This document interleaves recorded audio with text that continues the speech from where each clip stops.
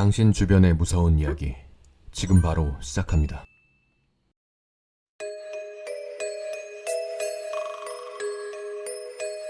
한때 정말 낚시에 미쳐서 군대 제대하고 나서 친구 둘이랑 매일 밤 낚시를 하러 다닌 적이 있었습니다.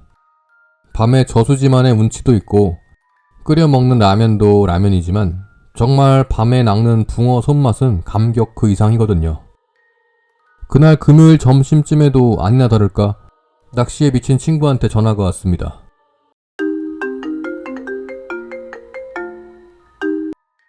야, 오늘 금요일인데 밤에 낚시 가자. 저 역시 한참 낚시에 미쳐있던 때라 당연히 오케이라고 말하고 수락했는데 퇴근 시간이 가까워지자 비가 억수로 쏟아지기 시작했습니다. 빗소리가 정말 우박 떨어진 듯 퍼붓자 비 억수로 오는데도 낚시할 거냐고 친구 녀석에게 물었더니 자기가 큰 파라솔이랑 우비를 준비할 테니 걱정 말라고 하더라고요. 그렇게 우리 둘은 한참을 달려 마을 길 사이를 지나면서 흙길로 된 산속으로 올라갔습니다. 그런데 그날은 친구 녀석이 집에서 기르는 개를 한 마리 데려왔는데 친구 엄마가 밤낚시를 간다고 하니 그렇게 가지 말라고 말리다가 결국 갈 거면 개를 꼭 데려가라고 말했다고 합니다. 이런 날 낚시하면 물귀신이 사람 잡아가는데 개가 있으면 귀신이 무서워서 못 나온다고 그런 말씀을 하셨다고 하네요. 아무튼 친구 녀석은 저를 겁주려는 듯이 서로 가벼운 농담을 던지면서 웃었습니다. 그렇게 8시쯤 저수지에 도착했을 때도 비는 계속 내리고 있었습니다. 뚝 위에 차를 세워두고 그 밑으로 내려가 낚싯대를 펼쳐들어 낚시를 시작했습니다. 밤 10시에서 11시쯤 되니까 어김없이 낚이는 붕어 손맛에 싱글벙글 웃으며 낚시질을 하니 시간은 금세 새벽 2시가 넘어가더군요. 준비해온 야식도 먹었겠다 입질도 뜸해지자 친구는 잠시 눈 좀 붙인다며 뚝 위에 세워둔 차로 들어갔습니다. 저는 계속 입질이 조금씩 있는 편이라 자리를 뜰 수가 없었습니다. 그래서 낚시를 계속하는데 갑자기 옆에서 곤히 잠들어 있던 개가 자리에서 벌떡 일어나 물길을 지그시 바라보더니 어느새 혼자 미친 듯이 물쪽을 바라보며 지저대기 시작했습니다. 조용하라고 소리쳐도 개는 미친 듯 컹컹대며 혼자 계속 같은 물길을 보며 지저대다가 이제는 뒷걸음질 치기 시작하는 겁니다. 개도 심심한가 보다 라고 흘려 넘기려는 순간 개가 짖는 것을 보니 물속 그것도 어둠 속에서 무슨 얼굴 같은 형상이 눈에 스쳐 보였습니다. 갑자기 친구 엄마가 말했다는 그 물귀신 이야기가 뇌리를 스치더니 온몸에 소름이 돋기 시작했습니다. 그래서 저는 그때 무슨 생각을 했는지 모르지만 바로 낚싯대도 던져버리고 뚝 위로 허겁지겁 튀어 올라갔습니다. 뒤에서는 사람이 수영장에서 나올 때 하는 쏴 하는 그 무언가 물속에서 나오는 소리 있죠? 그 소리가 나더라고요. 그리고선 비 내리는 소리 사이로 아깝다 라는 소리가 귓전에 울렸습니다. 정말 헐레벌떡 차로 올라가 문도 꼭 잠그고 두 눈도 꼭 감고 그날 정말 무서워서 아침 해가 뜰 때까지 차 안에 처박혀 있었습니다. 실수로 친구네 집 개를 챙기지 못해 같이 차에 태우지 못했지만 다음날 아침 개는 어디에도 없었습니다. 친구한테 매번 만날 때마다 낚시 가자고 할 때마다 그날 사건을 계속 이야기해줘도 장난치지 말라며 웃고 넘기곤 하는데 저는 누가 뭐래도 그 뒤로 절대 밤낚시는 안 가게 됐습니다. 주병진. 제가 초등학교 저학년 때 하루는 학교 갔다 와서 낮에 텔레비전을 보고 있었어요. 근데 그 옛날에 주병진 아저씨가 주병진 쇼인가 그 프로그램 하나 했잖아요. 그거 재방송을 하는데 평소 같았으면 안 보고 다른 채널로 돌렸을 텐데 그날 주제가 마침 그 UFO를 본 사람 10명? 귀신 본 사람 10명? 이렇게 데려다 놓고 이야기를 하는 거였어요. 그래서 재밌겠다 싶어서 봤는데 저는 아직도 그 이야기가 머릿속에 남습니다. 주병진 아저씨가 귀신 본 사람 10명 중에 한 남자분한테 인터뷰를 했어요. 민철 씨는 언제 귀신을 보았나요? 제가 고3 때 늦은 밤에 공부하는데 제 방에서 보았습니다. 아마 그때 수험 스트레스 때문에 몸이 허해서 그런 것 같습니다. 그리고 나서 주병진 아저씨가 기다렸다는 듯이 물어봤습니다. 그런데요. 귀신을 보셨다면 아실 텐데 귀신이 발이 있나요? 없나요? 이 질문을 할 때 주병진 아저씨도 웃었고 다른 방청객들도 웃고 저도 웃었습니다. 그런데 그 남자분의 대답에 스튜디오는 싸해졌고 텔레비전을 보던 저도 순간 소름이 돋았습니다. 글쎄요. 그 여자가 기어다니고 있어서 발이 있는지 없는지 못 봤는데요. 데프콘. 데프콘이 고등학교를 졸업하고 대학교를 차를 타고 통학했답니다. 학교에서 차로 1시간 30분 정도 거리에 대천 해수욕장이 있었고요. 어느 날 아는 여자 후배를 데리고 대천을 가서 조개구이를 먹고 오는데 그날따라 비가 무지하게 오더랍니다. 조개구이를 맛있게 먹고 나서 차에서 음악을 들으면서 집으로 돌아오는데 하얀 옷에 노란색 우산을 쓴 여자가 길 옆으로 지나가더래요. 봤더니 우산도 다 찢어졌고 비도 많이 맞은 것 같아서 태워줄까 말까 하다가 왠지 서늘한 느낌에 그냥 지나쳤다고 합니다. 그리고 계속 가다가 잠시 반대편 창문을 봤는데 산에 그 능선이 있죠. 하얀 옷을 입은 여자가 우산을 쓴 채로 멀리 공중에 떠서 그 능선을 따라 막 달려오더랍니다. 발이 안 보였다네요. 그래서 너무 놀라서 데프콘과 그 여자 후배는 찬송가도 부르고 막 난리를 쳤다고 합니다. 우여곡절 끝에 무사히 여자 후배를 데려다주고 데프콘도 집에 돌아와서 한숨 돌리고 백미러를 보는 순간 아까 그 여자와 눈이 마주쳤답니다. 데프콘은 바로 정신을 잃고 기절해서 그날은 그대로 차에서 잠들었다네요. 데프콘은 이 일을 겪고 난 후 거의 1년 동안 드라이브를 잘 못했다고 합니다. 김신영. 2003년 개그맨으로 데뷔했던 시절 김신영은 서울대학로 소극장에서 평생 잊지 못할 끔찍한 경험을 하게 된다. 늦은 밤, 공연을 마치고 나서 김신영은 무대에 침낭을 깔고 잠을 자고 있었다.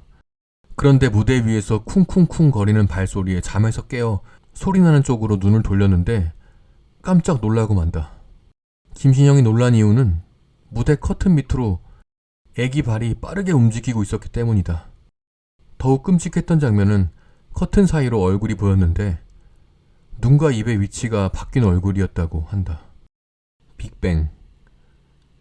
최정상의 인기를 누리고 있던 당시 빅뱅은 거짓말 뮤직비디오 촬영을 위해 어느 고등학교로 가서 촬영을 했다.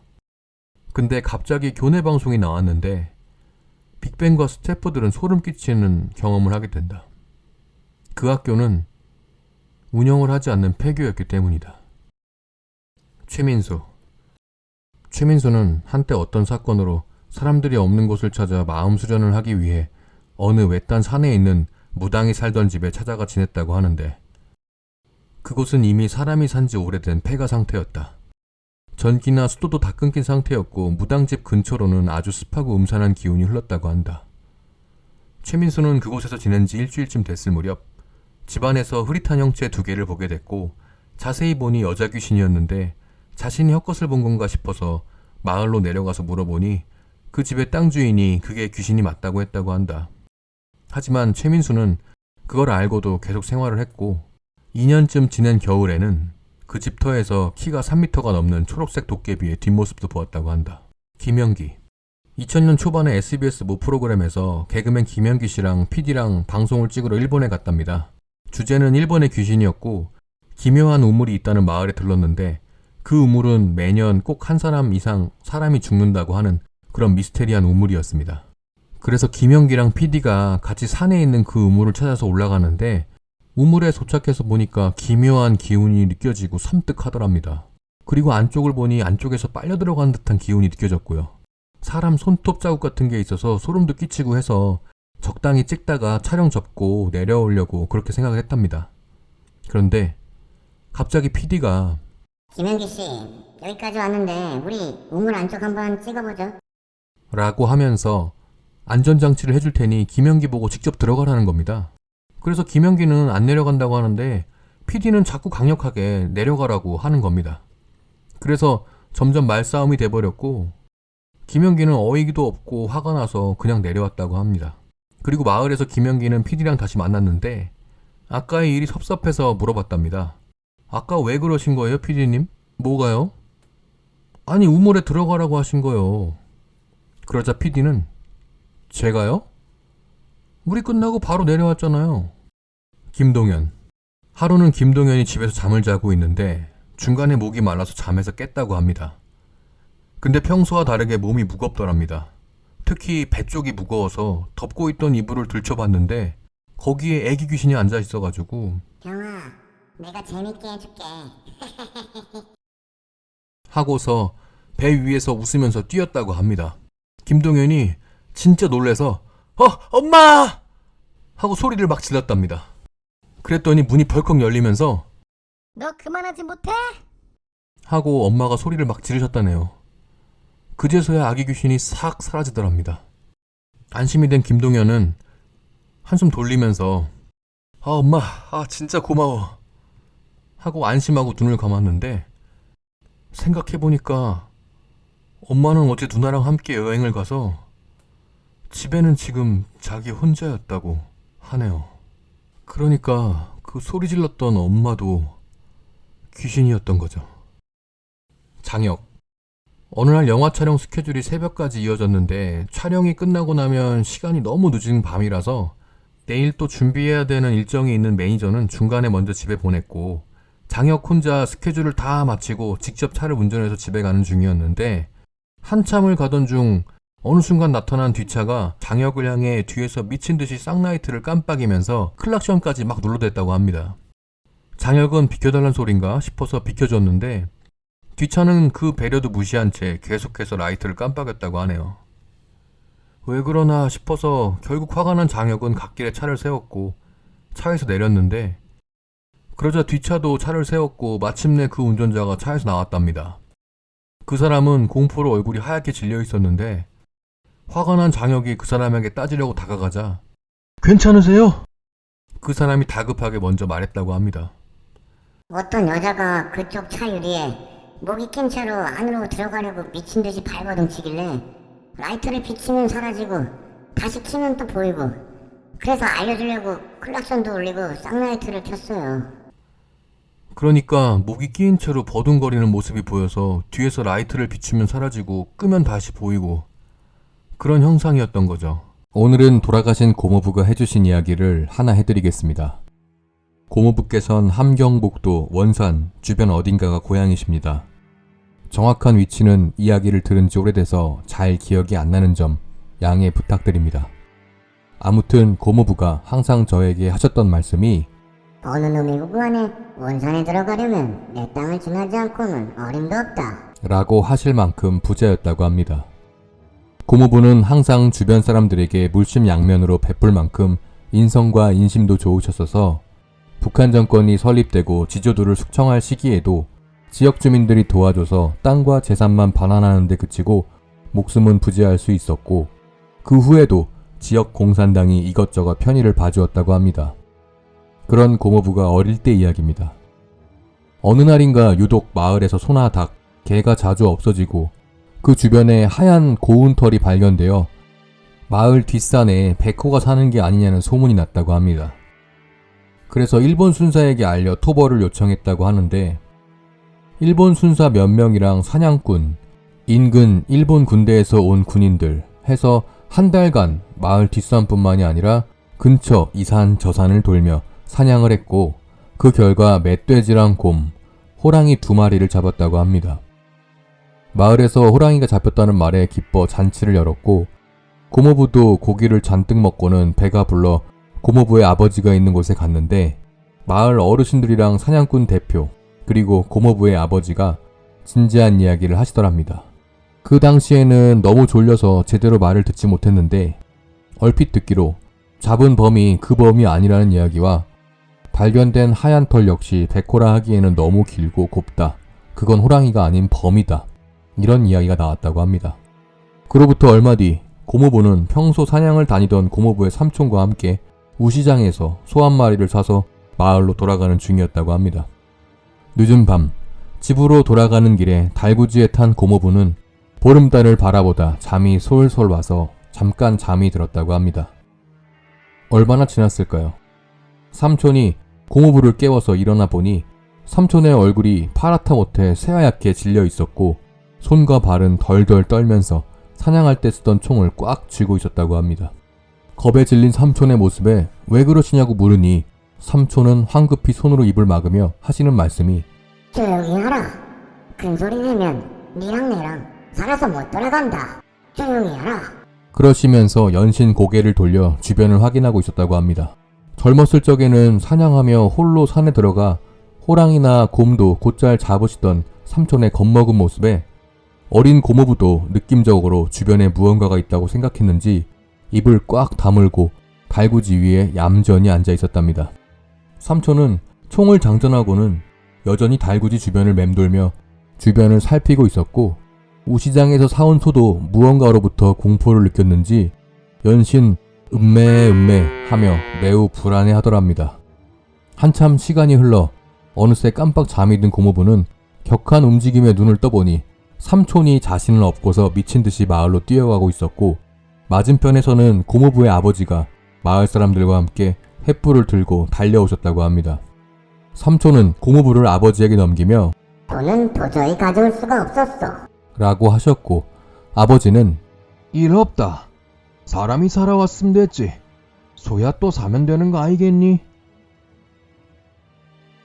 삼촌은 고모부를 바라보더니 애부터 재우고 이야기하자고 했답니다. 몇 년이 흘러 고모부가 성인이 되었을 무렵 오랜만에 삼촌이 집에 왔기에 어릴 때 삼촌과 함께 소달구지를 끌고 오던 길에 겪었던 그날의 일이 너무 궁금해서 물어보는데 삼촌이 한숨을 깊게 내쉬면서 곰방대에 담뱃불을 붙이며 한 모금 깊게 마시고는 하시는 말씀이 그날 산길을 다 올라가서 소가 힘들어하는 것 같고 너도 곤히 자고 있기에 잠시 쉬기로 하고 곰방대에 불을 붙여 담배를 피기 시작했어. 얼마나 지났을까? 멀리서 약초꾼 강씨가 달려오는 게 보이는 기야. 옷도 엉망이고 망태는 어디다 잊어버렸는지 보이지 않고 한쪽 신도 보이지 않고 몸도 엉망이 돼서는 나를 부르며 도와달라 살려달라 하는데 무언가 심상치 않은 일이 생겼다고 생각하고서는 딸구지에 놓인 총을 꺼내 장전을 하고 돌아서이 강씨가 온데간데 없는 거야. 그 잠깐 사이에 말이야. 그래서 총을 들고 달구지 주변을 보는데 그래 그날은 보름달이 떴었지. 바닥에 그림자가 있어 올려다보이 강씨가 나무 위에 덜렁거리며 매달려 있었고 그런 강씨 위에 재빠른 게 파란 안광을 비추며 날 보더라고. 그래 확실히 날 보고 있었어. 그 순간 든 생각이 가만히 있으면 죽는다였어. 그래서 급히 총을 겨누었지. 얼마나 시간이 흘렀는지 몰라. 식은땀이 흘러 눈에 들어가 잠깐 눈을 깜빡였다가 다시 보이 그게 없어졌어. 강씨랑 같이. 그래서 널 깨웠는데 그놈의 시선이 느껴졌어. 진득하게 말이야. 마치 호랑이가 먹잇감을 바라보는 눈빛. 아이 그거보다 더했지. 그래서 말하려던 너의 입을 막고 다시 총을 쥐고 달구지 주변을 빙빙 돌았어. 어디서 올지 몰라서 말이야. 다행히 전으로 달구지를 덮어서 그게 널 못 봤지 싶다. 한참을 그렇게 있다 보이 이러다가 나랑 너 둘 다 죽지 싶더라고. 그래서 돌을 풀어 반대쪽으로 뛰게 하고 널 업고 냅다 뛰었지. 한참을 내려가는데 뒤에서 소 울음소리가 크게 몇 번을 울더 사라지더니 본능적으로 놈이 내 쪽으로 올 거란 생각이 들더구나. 그래서 더 힘주어 달렸지. 산중턱을 지나 산을 얼추 빠져나올 때가 다 돼가는데 뒤에서 강씨 목소리가 들리는 거야. 애절한 목소리. 그 목소리가 너무나 애절하고 애절했어. 그 목소리를 듣고서야 내가 본 게 범이 아니라는 걸 알았지.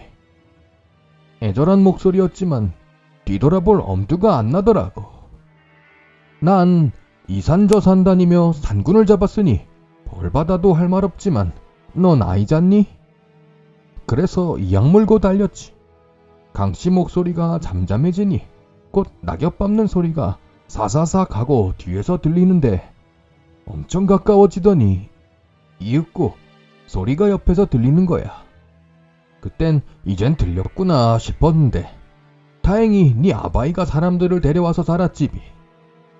다음날 어떻게 사람들을 데리고 나왔냐고 물어보이 네 아바이가 하는 말이 저녁에 마루에 서서 산을 보는데 웬 반항불빛이 일렁이면서 움직이는데 도깨비불도 아닌 것이 마을로 내려오기에 이상하다 싶어 아인들이랑 횃불을 켜고 마을 한 바퀴 도는데 약초꾼 강씨 아내가 허겁지겁 달려오더니 범이 집에 와 알을 잡아갔고 강씨가 낯을 들고 뒤따라갔다 가더라고. 그래서 네 아바이가 마을 사람들을 모아 산을 오르다 나를 만난 게집이. 마을 사람들이 이 산 저 산 돌아다니며 강씨랑 강씨네 아들을 찾으러 다녔는데 찾은 건 강씨뿐이었어. 계곡 돌무더기에 널브러져 있었는데 아반씨는 못 찾았어. 강씨네 아들이랑. 이 말을 끝으로 삼촌은 입을 다무셨다고 합니다. 그 이후 삼촌도 돌아가시고 조용하다가 6.25 전쟁이 터졌고 원산에 주둔하던 부대 일부가 고모부와 마을 사람들의 반대에도 불구하고 그 산에 들어갔고 며칠 뒤 야심한 밤에 총소리와 비명소리가 요란하게 들리더니 다음날 아침 군인들이 모두 새파랗게 질려 서둘러 철수했다고 합니다. 그 이후에 고모부도 이곳에선 더 이상 힘들어서 못 살 것 같아 함경남도 흥남에서 배를 타고 부산으로 넘어오셨다고 합니다. 지금으로부터 약 24년 전인 1991년도에 있었던 일이다. 포항시 땡땡동에 위치한 K라는 아파트에서 발생한 일들이다. 아파트 이름을 지금 밝힐 수 없는 건 여기서 그 이름을 댄다면 그때의 일을 애써 잊은 채로 살아가는 그 주민들의 항의가 일어날 것이 분명하기 때문에 이니셜로 표현한다. K 아파트는 처음 시공 때부터 심상치 않은 일들이 많이 일어났었다. 착공에 들어가 완공이 될 때까지 여기서 일하던 인부를 포함하여 그곳에서 놀던 아이들 10명이 죽어나갔다.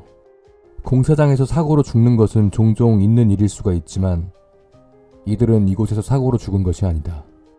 모두가 같은 장소에서 이상한 여자와 만난 후 며칠을 못 넘기고 죽고 만 것이다. 사인을 보면 어른 아이 할 것 없이 모두가 심장마비였다. 가족의 말을 인용하면 이들은 하나같이 그 여자가 이런 행동을 했다는 것이다. 나는 12동에 1301호에 살아요. 당신은 어디 살죠? 만나서 반가웠어요. 하고 인사를 하곤 돌아갔다고 한다.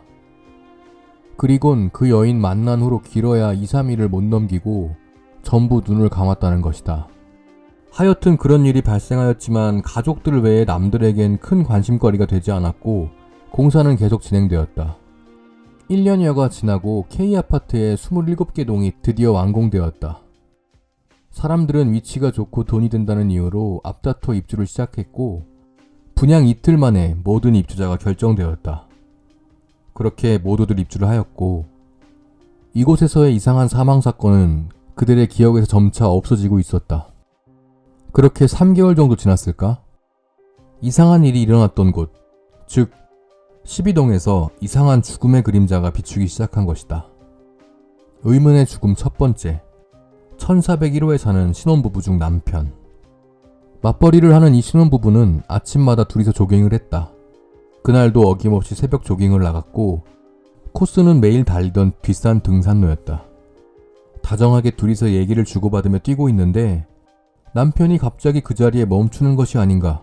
미처 인지하지 못하던 아내는 10여 미터를 더 달려나간 후에야 뒤늦게 멈춰서게 되고 남편 있는 곳으로 고개를 돌려보니 남편이 혼자서 중얼거리고 있는 것이 아닌가.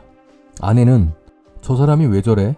그러면서 남편 앞으로 다가갔을 때 남편은 방긋 웃으면서 허공에 대고 가볍게 목례를 하고 다시 뛰는 것이 아닌가.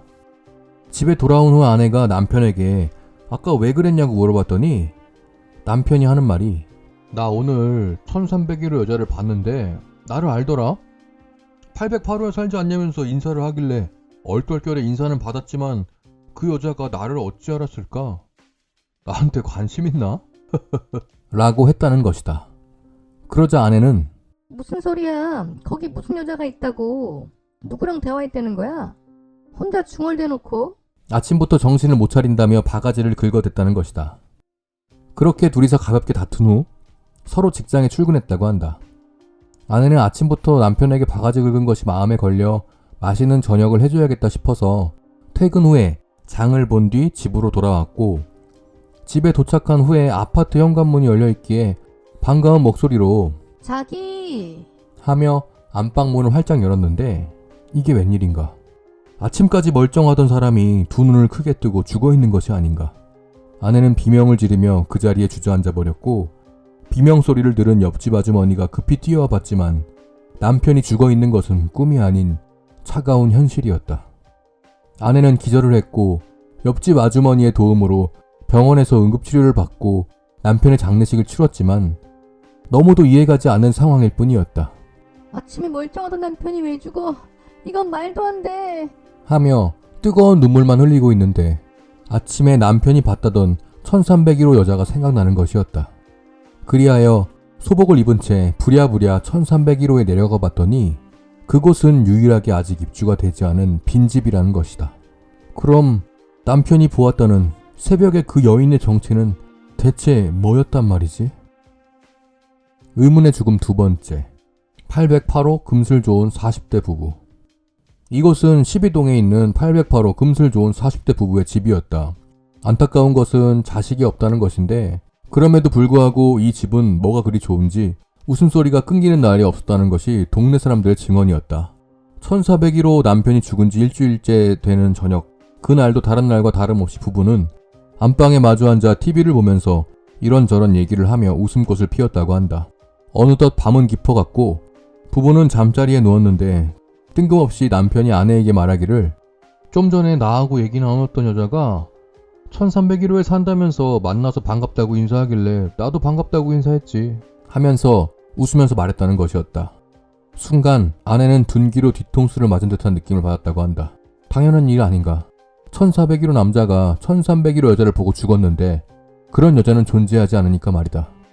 남편은 아내의 얼굴이 백지창처럼 하얗게 질려버리자 괜한 얘기를 했다면서 아내를 달래주었지만 아내는 남편의 말이 귀에 들어오지 않았다.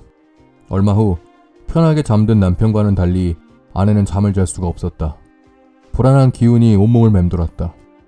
아내는 계속해서 잠자는 남편의 가슴에 귀를 대고 숨을 쉬는지 밤새 확인해 볼 뿐이었다. 그렇게 반복하는 동안 시간은 흘렀고 아내도 의지와는 상관없이 어느새 남편의 가슴에 귀를 댄 채 잠이 들고 만 것이다. 얼마나 흘렀을까? 아내는 깜짝 놀라며 눈을 떴고 반사적으로 남편의 가슴에 귀를 갖다 대보았다. 아니나 다를까 남편은 숨을 쉬지 않는 것이 아닌가. 아내는 고개를 들어 남편의 얼굴을 쳐다보니 두 눈을 크게 뜬 채 허공만 쳐다보고 있었다는 것이다. 아내는 경악스러운 목소리로 울부짖으며 남편을 흔들어 보았지만 남편은 허공만 바라볼 뿐이었다. 의문의 죽음 세 번째, 타지에서 유학 온 학생. 드디어 사람들이 웅성거리기 시작했다. 12동에 사는 사람들은 겁을 먹기 시작한 것이다. 사람들은 하나둘 집을 내놓기 시작했지만 소문은 벌써 천리말리 퍼진 상태라 아무도 K아파트 자체에 오기를 꺼려했다. 상황이 이렇다 보니 입주 시에 1억 2천 하던 집값이 8천만 원까지 내려와도 사람들은 아무도 들어오려고 하지 않았고 12동은 6천만 원도 안 되게 집을 내놓는 사람들까지 발생하게 되었다. 하여튼 이런 와중에 12동 705호에서 의문의 죽음이 또 발생되었다. 타지에서 온 유학생이었다. 705호는 노부부가 살고 있는 집이었다. 노부부는 두 분이서 적적하게 사셨는데 방 한 칸을 새를 놓았다. 거기에 이 학생이 들어왔던 것이다. 이 학생은 공부벌레라 새벽같이 학교에 가면 밤늦게 또는 새벽에 들어오는 것이 다반사였다고 한다. 학생은 노부부를 부모님같이 따랐다고 하는데 노인들이 잠이 없는 걸 알고는 조금 일찍 들어오는 날에는 노부부를 위해 노래도 불러주고 식사도 같이 해주고 하는 그런 착한 학생이었다고 한다. 물론 노부부도 이 학생을 자식처럼 때론 손자처럼 귀여워해 주었고 시간 날 때마다 말동무를 해주었다고 한다. 타지에서 올라온 터라 포항 지리도 모를 뿐더러 아는 사람이 없으니 이 학생에게도 포항이라는 낯선 곳에서 노부부는 부모님이자 친구였던 것이다. 이곳에서 의문의 죽음이 나돌자 노부부는 언제나 공부하느라 밤늦게 다니는 이 학생을 걱정하였다고 한다. 깡패 조심하고 차 조심하라고 늘 입에 달고 다니셨는데 의문의 죽음이 생기고부터는 낯선 여인을 조심하라고 내내 당부하셨다고 한다. 학생은 그런 건 믿을 게 못 된다며 걱정 마시고 할아버지 할머니 두 분 건강 조심하시라며 되려 당부했다고 한다. 그러던 어느 날 808호 남자가 죽은 지 열흘이 채 안 되었을 무렵 학생이 새파랗게 질려 집으로 뛰어들어왔다고 한다. 다짜고짜 이 학생은 1301호의 여자를 보았다며 나 죽는 거 아니냐며 울고 불고 난리가 났다는 것이다. 노부부는 철렁 내려앉은 가슴을 가라앉히며 학생에게 말하길 그건 전부 헛소문이니 걱정하지 말라며 학생을 위로했다고 한다. 그래도 학생은 무서움을 떨치지 못하고 온몸을 덜덜 떨 뿐이었다고 한다.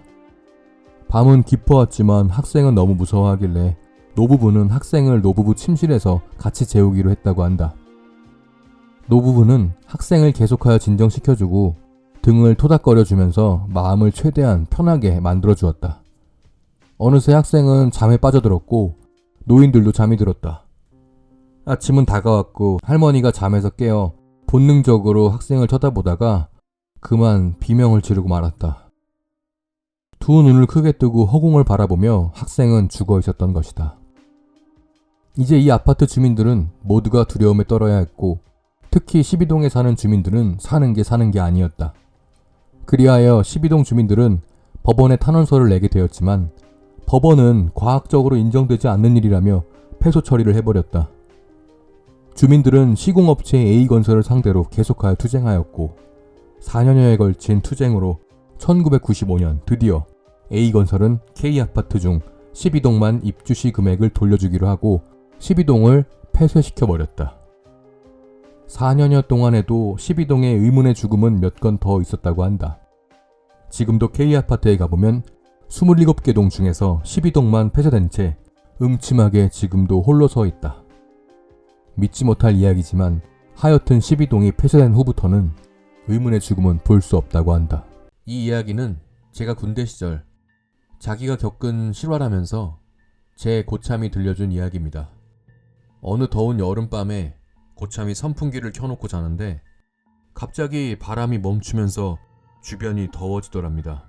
그래서 뭐지? 하는 생각에 눈을 떴는데 웬 꼬마아이가 선풍기를 가리고 서서 자기를 보고 있었다는 겁니다.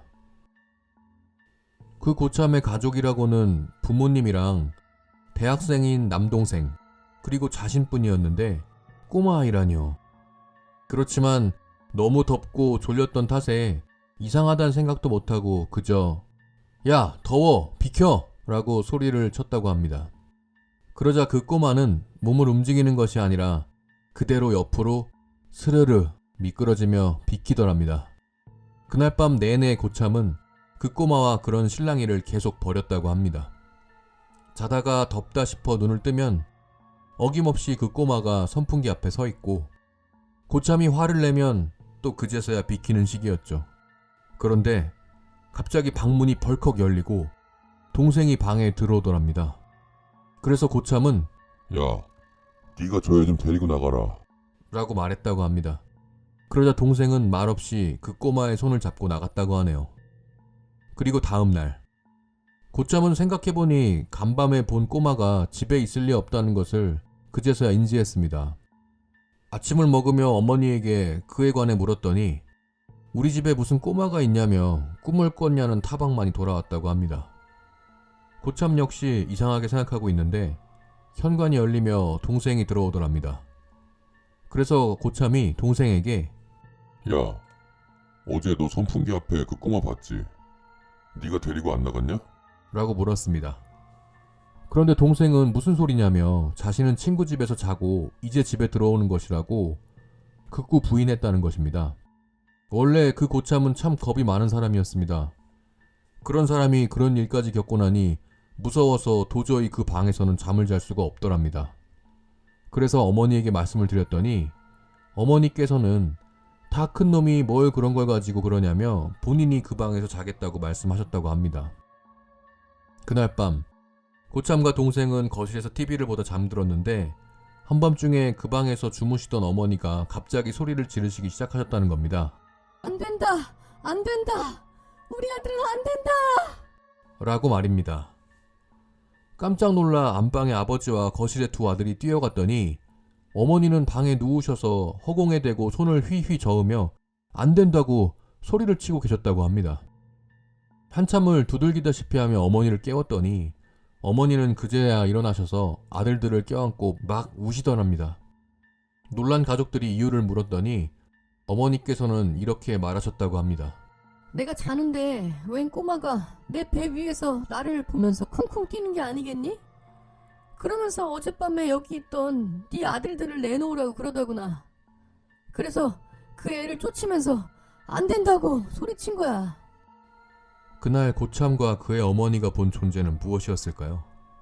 그리고 왜 선풍기 앞에 말없이 나타난 걸까요? 정말 미스테리한 이야기였습니다. 이 얘긴 우리 엄마가 어렸을 때 겪었던 이야기야. 한때 인터넷에 올라오는 장산범 이야기가 유행하던 시절이 있었지. 그래서 혹시 우리 엄마도 비슷한 경험담이 있으실까 싶어서 여쭤봤는데 기묘하면서도 소름 돋는 이야기를 해주셨어. 우리 엄마는 지금 다른 종교를 믿으시는데 어렸을 때는 외할머니랑 함께 절에 다니셨대. 고향은 경상북도의 작은 시골 마을이었고 외할머니께서는 민박집을 하셨어. 할머니는 불교 신자셨는데 새벽마다 그 민박집 건너편에 있는 절에 기도를 드리러 가셨고 민박집이랑 절 사이에는 냇물이 흐르고 얕은 물 위로 돌다리가 있어서 그걸 건너 위로 올라가면 바로 절이었어. 내가 어려서 놀러 갔을 땐 돌다리 말고도 철로 된 다리가 따로 있어서 그 다리를 건너서도 절에 갈 수 있었어. 우리 엄마는 7남매 중에 막내였는데 엄마가 한 5, 6학년 정도 되셨을 땐가 새벽에 할머니께서 산신각에 불공을 드리러 가신다고 하길래 그날 갑자기 엄마도 같이 가겠다고 외할머니를 따라 나선 거야. 그렇게 절에서 기도를 다 마치고 얼마 안 돼서 집에 가려고 하는데 저기 저 멀리 산등성이에서 푸른색 불 2개가 번쩍하더니 조금 전보다 더 가까운 곳에서 또 불빛이 번쩍하고 그러더라는 거야. 게다가 그 불빛은 그냥 초롱초롱하게 빛나는 불빛이 아니라 불이 이글거리면서 아래로 흘러내리는 것 같았대. 그 절 주변을 보면 정말 온통 산이거든. 그것도 바위로 된 산이라고 해야 되나? 바위가 정말 많아. 그리고 그때 당시엔 가로등 같은 게 없으니 엄마가 호롱불이라고 해서 그걸 들고 서 계셨는데 할머니가 그 짐승을 보시더니 그걸 땅에 내려놓으라고 하시더라는 거야. 뭔지 모르는 그게 조금씩 가까이 내려오는데 새벽이라 점점 푸르스름하게 날이 밝아지니까 그 2개의 푸른빛 뒤로 하얀 몸이 보였고 처음엔 호랑인가 싶었대. 엄마는 저게 뭐지? 저 하얀 게 뭐지? 싶어서 자세히 쳐다보니까 그 호랑이 같은 게 미끄럼 타듯이 산등성이를 따라 내려오고 있었대. 눈은 엄마랑 할머니 쪽을 보면서 말이야. 엄마는 너무 깜짝 놀라서 할머니한테 호랑이다 하고 말하는데 말하는 동안에도 그 하얀 게 금세 밑으로 내려왔고 아까 전보다 훨씬 가까운 위치에서 쳐다보고 있더라는 거야. 이때는 거진 눈높이가 얼마 차이 안 났대. 그리고 할머니가 엄마를 데리고 산신각 안으로 도망쳐서 염주를 들고 연불을 외시는데 엄마는 그게 분명 지금쯤이면 절 마당까지 왔겠다 싶어서 진짜 숨소리도 안 내고 가만히 듣고 있는데 들리는 소리라고는 할머니가 작게 연불을 외는 소리밖에 안 들렸지만 그냥 온몸으로 느끼기에 분명 절 마당에 있다, 이 앞에 있다, 그런 느낌이 드셨대. 그렇게 바짝 엎드려 있다가 순간 깜빡 잠이 드셨나봐. 눈을 뜨니 이미 해는 다 떠서 날이 밝아 있었고 할머니랑 같이 밖에 나오니까 아까 일이 다 꿈인가 싶어서 엄마야, 우리 아까 흰색 호랑이 본 거 맞나? 하니까 할머니가 평소에 그렇게 자상하시던 할머니가 우리 엄마한테 처음으로 크게 화내시면서 앞으로 새벽에 따라 나서지 말라고 혼내셨대. 그리고 할머니께서도 그날 이후 절대 다신 절에 안 가셨고 엄마가 더 나이를 먹고 그때 본 게 혹 호랑이가 아닌가 싶어서 외할머니한테 그때 절에서 본 게 백호 같다고 하니까 할머니는 그냥 범이라고만 하셨대. 물어가는 범이 아니라 사람 홀리는 범이라고. 엄마가 나한테 이 얘기를 하시면서 그 이상하게 생긴 짐승이 산의 산신이었는지 아니면 그냥 요물이었는지 궁금하다고 하셨어. 엄마 말씀으로는 몸집이 엄청 길쭉하고 하얀데 다리는 보이지 않고 눈이 마치 불이 타오르듯 푸른색 불이 이글이글 거렸대. 그 존재는 무엇이었을까? 그리고 아직도 그 산에 있는 걸까? 저는 4살 때 아버지 직장을 따라 안동으로 이사를 왔고 안동에서 10년을 살았습니다. 안동에는 안동댐과 인화댐이 있는데 어려서부터 낚시를 좋아한 저는 주말이면 아버지와 낚시를 가곤 했죠. 안동댐은 규모가 꽤나 커서 크게 3부분으로 나누어집니다. 댐 제일 윗부분을 가두는 첫 번째 수문, 댐의 중간 부분을 가두는 두 번째 수문, 그리고 댐의 끝 부분을 가두는 세 번째 수문. 댐 제일 윗부분은 수심이 깊지만 낚시를 할 수 있었습니다. 그러나 중간 부분과 끝 부분은 출입 제한 구역이었고 세 번째 수문 밑으로는 낚시가 가능했죠. 안동병원 바로 앞으로 다리가 있는데 그 다리가 세 번째 수문 밑으로 흐르는 물을 건너기 위한 다리였습니다. 아버지께서 안동병원에 근무하셨고 저희 가족은 병원 사택에 살았기 때문에 주로 그 다리 밑에서 낚시를 하곤 했습니다. 그러던 어느 날 저를 데리고 낚시를 가는 것을 좋아하셨던 외삼촌이 집에 오셨습니다. 그리고 밤낚시를 가자고 하시더군요. 삼촌께서는 안동의 또 다른 병원인 성모병원에 계셨습니다. 그날 저녁은 세 번째 수문을 열어놓았던 것으로 기억합니다. 수문을 열면 물살에 째져서 낚시가 힘들죠. 그래서 밤이지만 안동댐의 수원이라 할 수 있는 댐의 제일 윗부분으로 갔습니다. 아버지께서는 당직이셨기 때문에 저와 삼촌만 갔죠. 외삼촌께서는 운전을 하지 않으셨기 때문에 아버지께서는 저와 삼촌을 데려다주고 병원으로 돌아가셨고요. 이럭저럭 낚싯대를 펴고 나란히 의자에 앉았습니다. 캄캄한 어둠 속에서 보이는 거라곤 케미라이트의 반짝임과 외삼촌의 담뱃불 뿐이었죠. 당시 초등학생이던 저는 꽤나 규칙적인 생활을 했습니다. 10시에는 잠자리에 들었으니까요. 좋아하는 밤낚시를 밤새 할 수 있어서 너무 기뻤기에 처음에는 두 눈이 말똥말똥했습니다만 정오가 지나면서부터 꾸벅꾸벅 졸기 시작했습니다. 그러다 꿈을 꿨죠. 지금부터는 꿈의 내용입니다. 댐의 두 번째 수문이 가두고 있는 크고 수심이 엄청 깊었던 곳으로 어떤 남자가 뛰어내리더군요. 그 다리 위에서 뛰어내렸어요. 분명 스스로 뛰어내린 것으로 보였습니다. 다이빙을 했으니까요. 그런데 물속에 빠진 남자는 필사적으로 허우적거리더군요. 안 좋은 선택을 시도한 사람들이 순간 얼마나 공포스럽고 후회할까요? 놓아버리고자 한 삶의 끈을 놓지 않으려는 듯 죽을 힘을 다해 발버둥 치던 그는 결국 조용히 가라앉고 말았습니다. 그러다가 꿈속에서 저와 외삼촌이 낚시를 하는 광경이 나오고 제가 응시하고 있던 찌가 물속으로 쑥 들어가면서 낚싯대 끝에 걸어둔 방울이 받침대에 걸려버리더군요. 무척 커다란 놈이 걸리지 않는 이상 흔치 않은 일이었기에 어린 제 힘으로는 힘들 거라 생각한 외삼촌이 힘껏 낚싯대를 당겼습니다. 저는 급히 뜰채를 가지러 낚시 가방을 뒤졌고요. 꿈속이지만 삼촌의 관자놀이에 돋은 힘줄이 보일 정도로 힘에 겨워 보였습니다.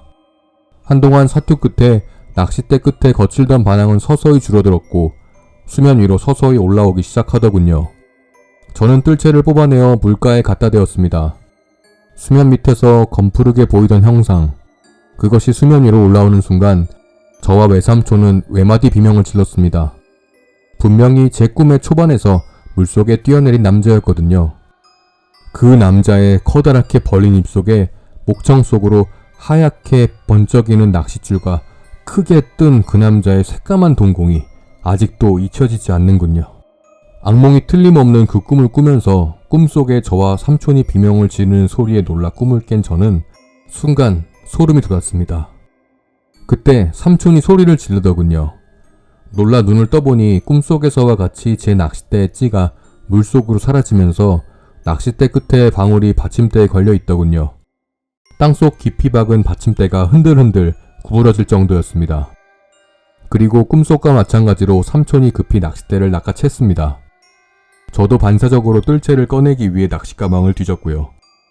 뜰채를 뽑고 데자뷰 같은 모습으로 낚싯대 끝에 무언가와 사투를 벌이는 삼촌을 보면서 저는 서서히 두려움이 엄습하는 것을 느꼈습니다.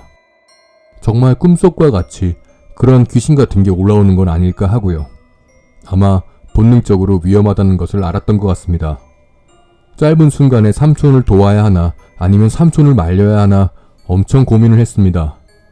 그러다가 들고 있던 뜰채를 놔버리고 삼촌의 허리를 부여잡고 삼촌, 놔버려. 하고 소리를 질렀습니다. 삼촌은 야 임마, 이런 기회를 어떻게 놓치냐? 하면서 제 말을 무시해버렸고 저는 이러다가 정말 귀신이 올라와 버리겠다 싶어 다급한 마음에 삼촌의 팔을 잡고 매달렸습니다. 한쪽 팔에 제가 매달리자 균형을 잃은 삼촌은 낚싯대를 놓쳤고 낚싯대는 순식간에 검푸른 물속으로 사라져 버리더군요. 놀라서 잠시 동안 넋을 놓고 있던 삼촌은 저를 혼냈습니다. 좋은 기회를 놓쳐버렸다고요. 그래서 저는 꿈 이야기를 삼촌께 했고 가만히 듣고 있던 삼촌도 뭔가를 느꼈는지 낚시도구를 챙기라고 하더군요. 들고 간 전등을 켜놓고 재빨리 짐을 챙겨 물가를 벗어난 후에 아버지께 데리러 오시라고 전화를 드렸습니다. 저희 낚싯대에 걸린 게 물고기였는지 아니면 정말 귀신이었는지는 알 수 없으나 지금 생각해도 저는 그게 귀신이었을 거라고 믿습니다. 그 후로도 낚시를 많이 다녔지만 삼촌과 밤낚시를 한 그곳으로는 가지 않았습니다. 저희 시골은 충남에 있는 청양입니다. 사람들은 청양하면 청양고추가 유명한 것으로 보통은 알고 있겠지만 사실 고추보다 유명한 구기자가 있는 곳이죠. 시골이다 보니 정말 낡은 집들도 많았는데 특히 제가 태어났을 때부터 지금까지 계속해서 그 자리에 머물러 있는 건물도 덜어 있습니다. 지금도 시골에 가서 지나가다 보면 왠지 모르게 한기가 느껴질 정도로 으스스한 건물도 많습니다. 서론이 길었네요. 지금부터 바로 이야기 들려드릴게요. 이 얘기는 제가 어릴 적 마을 잔칫날에 회관에서 어떤 할아버님이 저에게 말씀해주신 이야기입니다. 시골집에서 그리 멀지 않은 냇물이 흐르는 냇가 옆 자리, 그곳에 자그마한 건물이 하나 있습니다.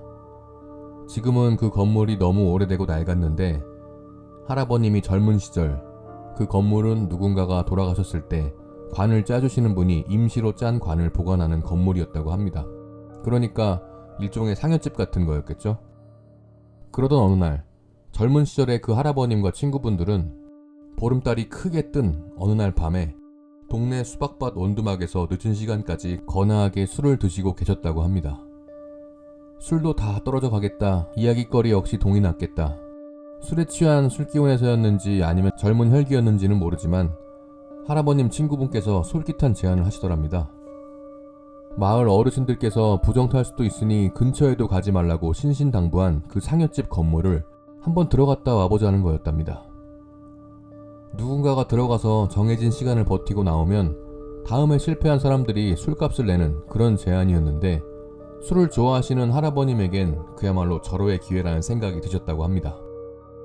그래서 일말의 망설임도 없이 그렇게 네 분은 상여집으로 걸음을 옮겼고 희한한 건 근처에만 갔을 뿐인데도 이미 주변에 한기가 느껴져 으스스했다고 합니다. 가위바위보를 해서 할아버님의 친구분께서 들어가실 차례가 되었고 들어가길 꺼려하는 친구분의 등을 떠밀고 있던 찰나에 건물 안에서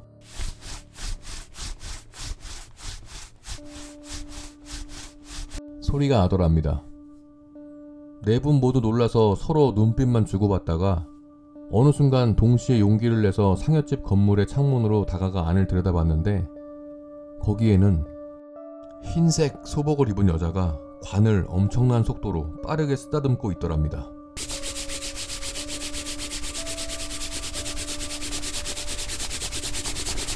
도저히 사람이 낼 수 있는 속도가 아니었기에 본능적으로 저건 사람이 아니다 라는 생각이 들었고 그 길로 혼비백산하여 4명 모두 비명조차 지르지 못하고 도망쳐서 집으로 뛰어들어와 문을 잠궜는데 얼마나 정신없이 도망쳐왔는지 옷도 찢어져 있고 여기저기 상처도 나 있고 땀에 절어 있었다고 합니다.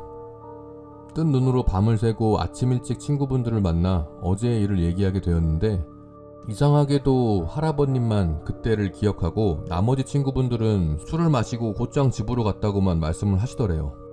상여집 앞까지 갔던 일부터 가위바위보를 했던 것, 그리고 상여집 안에서 들렸던 소리를 의식하고 서로 눈빛을 주고받던 것까지 하나도 기억을 못 하시더라는 거죠. 오히려 친구분들은 할아버님이 술에 취해 잠들다 꿈을 꾼 거라고 치부해 버리셨다고 합니다. 그렇게 점점 그 일이 기억에서 희미해져 갈까 싶을 때쯤 그날도 친구분들과 늦게까지 술을 마시며 술기운에 그날 상여집에서 있었던 기묘한 일에 대해 친구들에게 열심히 설명하고 또 설명하다 보니 날이 어두워져 어서 집으로 가야겠다는 생각을 하셨다고 합니다. 가뜩이나 무서운데 집으로 돌아오는 길엔 날은 캄캄하고 비까지 내려서 더 무서우셨다고 하네요. 집에 돌아와 세수를 하고 잠자리에 들었는데 어디선가 소리가 들리더래요. 숨도 쉴 수 없을 만큼 긴장이 돼서 이불 속에 얼굴을 묻고 가만히 계셨는데 한편으론 또 궁금해져서 이불만 살짝 들춰서 빼꼼히 내다본 그 순간 어제 봤던 그 흰색 소복의 여자가 방 안에서 할아버님 방문을 미친 듯이 쓰다듬고 있더랍니다. 할아버지는 그대로 기절을 한 건지 뭔지 꿈 같기도 하고 아닌 것 같기도 하고 정신이 몽롱해진 할아버님이 정신을 차렸을 때는 어느 낯선 논밭 한가운데 서 계시더랍니다. 주위는 온통 안개로 뒤덮여 있었고 하늘도 뿌연 안개가 덮여 있어서 앞이 잘 안 보이셨다고 합니다. 단지 발밑에 이미 베어놓은 벼가 있는 것으로 보아 논이라고 생각하셨대요. 발길 가는 대로 걷다 보니 저 앞에 큰 덩치를 가진 사내가 서 있더랍니다. 좋기 2m는 훨씬 넘었다네요.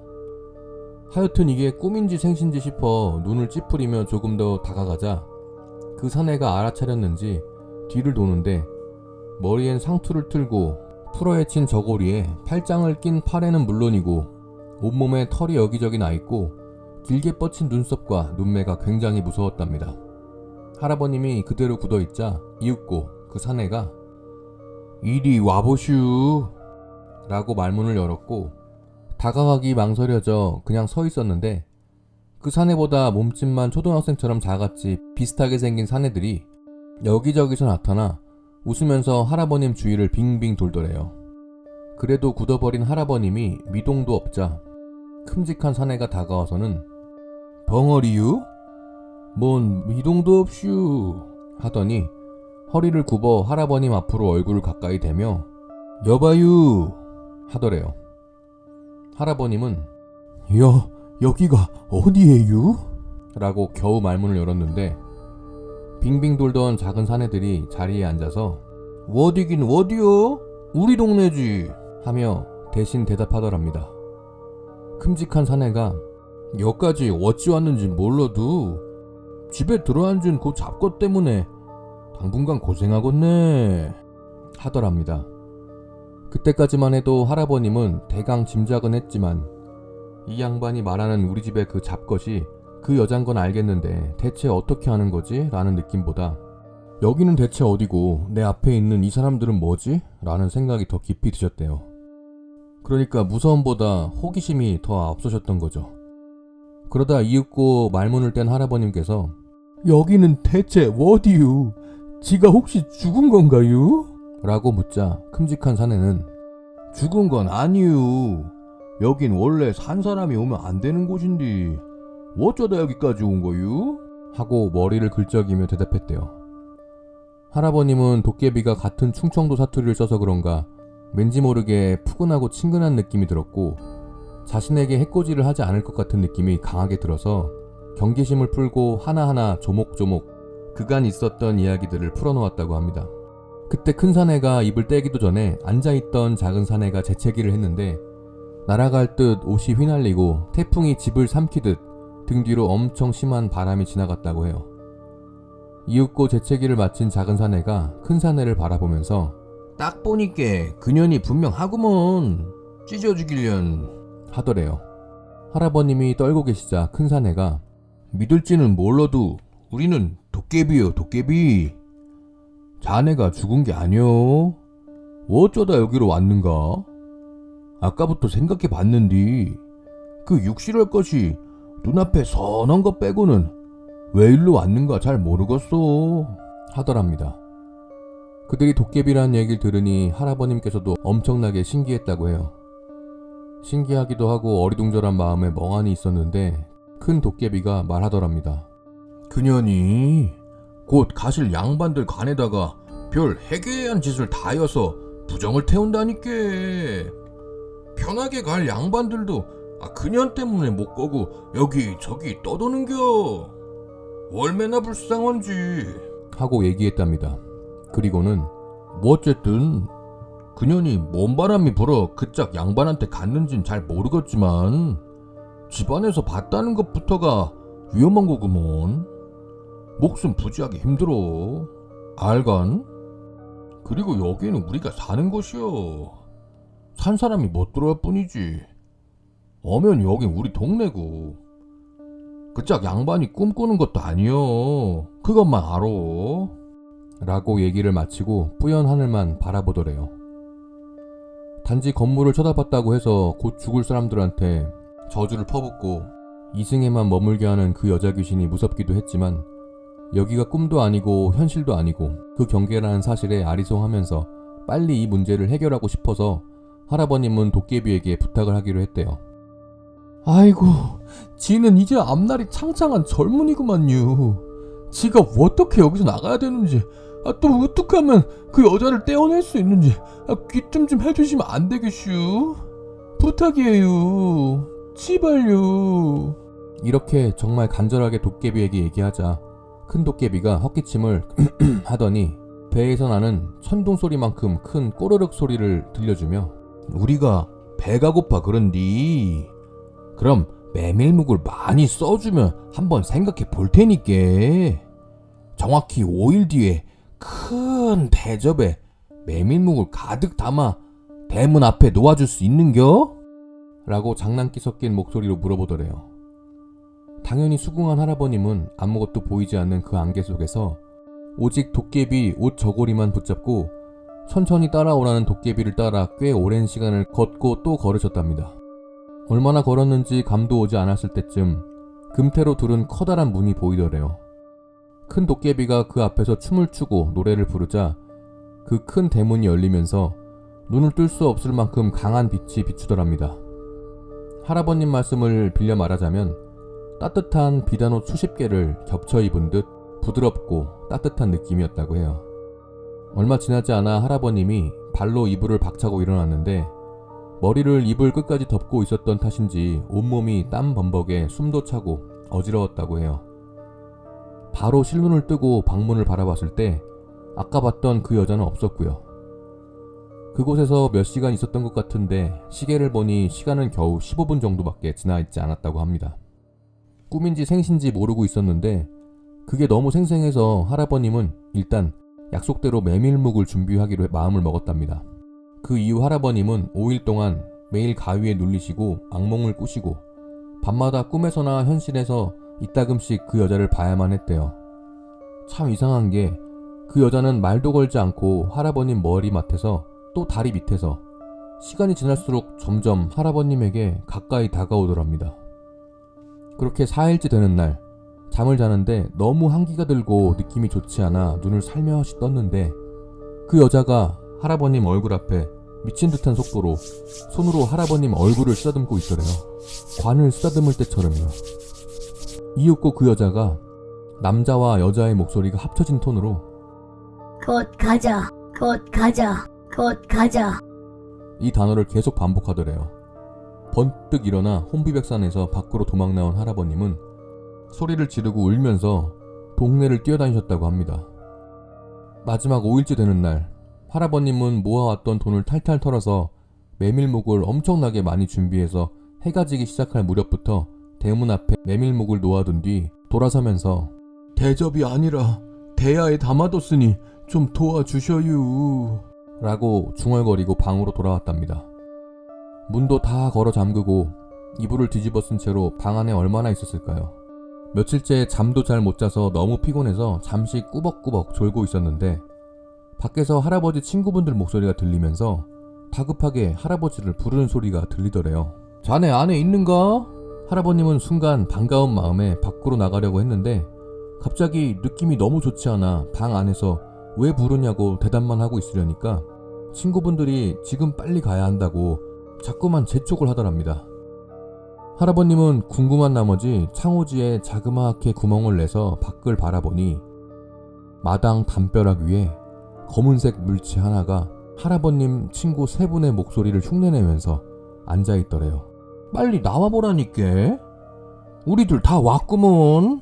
할아버님께선 그 말씀을 하시면서 그때 너무 놀래서 하마터면 오줌을 지릴 뻔했다고 말씀하셨습니다. 그치만 호랑이 굴에 잡혀가도 정신만 바짝 차리면 된다고 할아버님은 이성의 끈을 꽉 잡고는 무슨 일이요? 이 시간에 나 못 나가. 몸이 안 좋구먼. 하시면서 계속 대답만 하셨다고 해요. 그러자 밖에서 안 그럼 내가 직접 들어가서 끌고 나와야겠구먼 하더랍니다. 너무 놀란 할아버님은 지금 옷을 입고 있다며 둘러대며 시간을 좀 버셨대요. 일부러 옷 입는 척 바스락거리는 소리를 내자 그제서야 더 이상 밖에서 인기척이 없다가 갑자기 인연이 여기가 어디라고 들어온겨? 사지를 찢어줄까? 당장 꺼지지 못혀? 대체 무슨 해코지를 하고 다니는겨? 죽은 사람이 할 짓이 있고 하지 말아야 할 짓이 있지. 왜 험한 사람을 괴롭히는겨? 당장에 배고프니까 너라도 잡아먹어야 속이 시원하겠는디 그리 해줘? 라고 다투는 소리가 들리더래요. 바로 큰 바람이 몇 번 불고 방문이 흔들흔들 하더니 아이들이 웃는 소리가 깨라르 들리고 덜컹덜컹 하더니 아주 잠깐이지만 비명소리도 들리고 그 후로 잠잠해지더랍니다. 정확하게는 비명소리인지 바람이 문과 문 사이를 타고 들어올 때 나는 바람소리인지 헷갈린다고 하셨습니다. 방 안에 할아버님은 너무 놀래서 그 자리에 서서 굳어 있었다고 하네요. 아까 뚫어놓은 창호지로 밖을 살짝 내다보았는데 마당에는 아무것도 없었고 밖이 쥐죽은 듯 조용해지자 무슨 용기가 났는지 메밀묵을 확인하러 나갔는데 메밀묵은 멀쩡하더랍니다. 손을 댄 흔적도 없는데 다만 색이 좀 이상했답니다. 대문 밖을 나가보니 어스름하게 비추는 달빛 아래 원두막 가는 방향으로 그때 보았던 큰 도깨비가 주위에 도깨비불 몇 개와 함께 덩실덩실 걸어가더래요. 그리고 그 이후엔 도깨비도 그 귀신도 꿈도 가위도 악몽도 아무것도 일어나지 않았다고 합니다. 그러면서 저에게 호기심에라도 그 건물에는 절대 가지 말라고 신신당부를 하셨어요. 굉장히 오랜 시간이 지난 뒤였음에도 불구하고 저한테 그런 일이 생길까봐 노심초사하시듯 말씀하셨습니다. 제가 얘기를 들은 것은 여기까지입니다. 그때 저는 그 얘기가 너무 흥미로워서 들고 있던 아이스크림이 다 녹을 때까지 멍하니 그 얘기를 듣고 있었네요. 정말 현실과는 다른 세계에 있는 미스테리한 얘기지만 도깨비가 마냥 무섭지만은 않은 존재라는 걸 저는 그때 알았습니다. 오늘은 어느 낚시 사이트의 회원님들이 겪은 밤낚시 경험담을 들려드리겠습니다. 첫 번째 이야기. 2년 전 강낚시를 조금 더 중앙 쪽에서 하고자 겁도 없이 뚝 위에 자리를 잡았습니다. 강에 있는 뚝은 알다시피 폭이 80에서 100cm 정도 뿐이었죠. 앞으로 보이는 강은 수심이 4~5m쯤 되고 뒤로는 가파른 콘크리트 구조물이었습니다.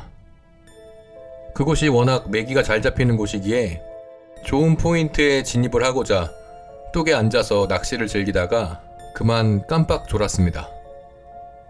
눈을 뜨고 찌를 바라보니 6대의 낚싯대 중 3번과 4번 사이에 뭔가 시커먼 것이 물 위에 떠 있더군요.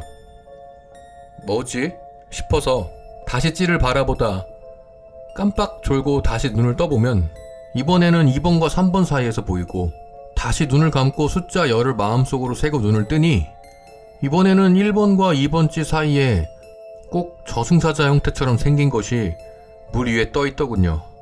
저야 워낙 그런 쪽으로는 안 믿는지라 근처에 가로등 불빛이 너무 세서 주위가 어두워져 이런 현상이 일어나는가 보다 그렇게 생각하며 다시 낚시를 즐기던 중 3번 낚싯대에 입질을 받고 잠시 뒤 다시 한번 깜빡 졸았는데 눈을 뜨니 이번에는 안 보이더라고요. 역시 착각이었구나. 다행이다. 이렇게 생각하며 살림망 튼튼하게 고정되어 있나 확인을 하려고 왼쪽으로 돌아보는 순간 그것이 제 왼쪽 앞에 서서 절 내려다보고 있었습니다. 물론 얼굴도 보이지 않았고 단지 저승사자처럼 검은 도포에 삿갓을 쓴 형태만 보이는데 낚시를 접고 도망가려고 했지만 숨은 턱턱 막혀오고 온몸은 떨리고 그렇게 1시간 같은 1분이 지난 다음 겨우 몸이 움직이기 시작하더군요. 그제서야 낚싯대고 뭐고 다 놔두고 집으로 냅다 달렸습니다. 다음날 직장 동료와 그곳에 가서 낚싯대랑 살림망 접으면서 어제 겪은 이야기를 했더니 자기도 그런 비슷한 경험을 했다고, 그래서 여기는 잘 지나가지도 않는다고 말하더군요. 하지만 미친듯이 매기 매운탕에 수제비를 띄우고 싶을 때는 꼭 2명 이상 출조를 한다며 이야기를 했습니다. 저는 다시는 그곳에 가지도 않았고 2년이 지난 지금 다른 곳으로 이사를 했습니다. 2번째 이야기. 낚시하다가 귀신 본 일 있으세요? 저는 있습니다.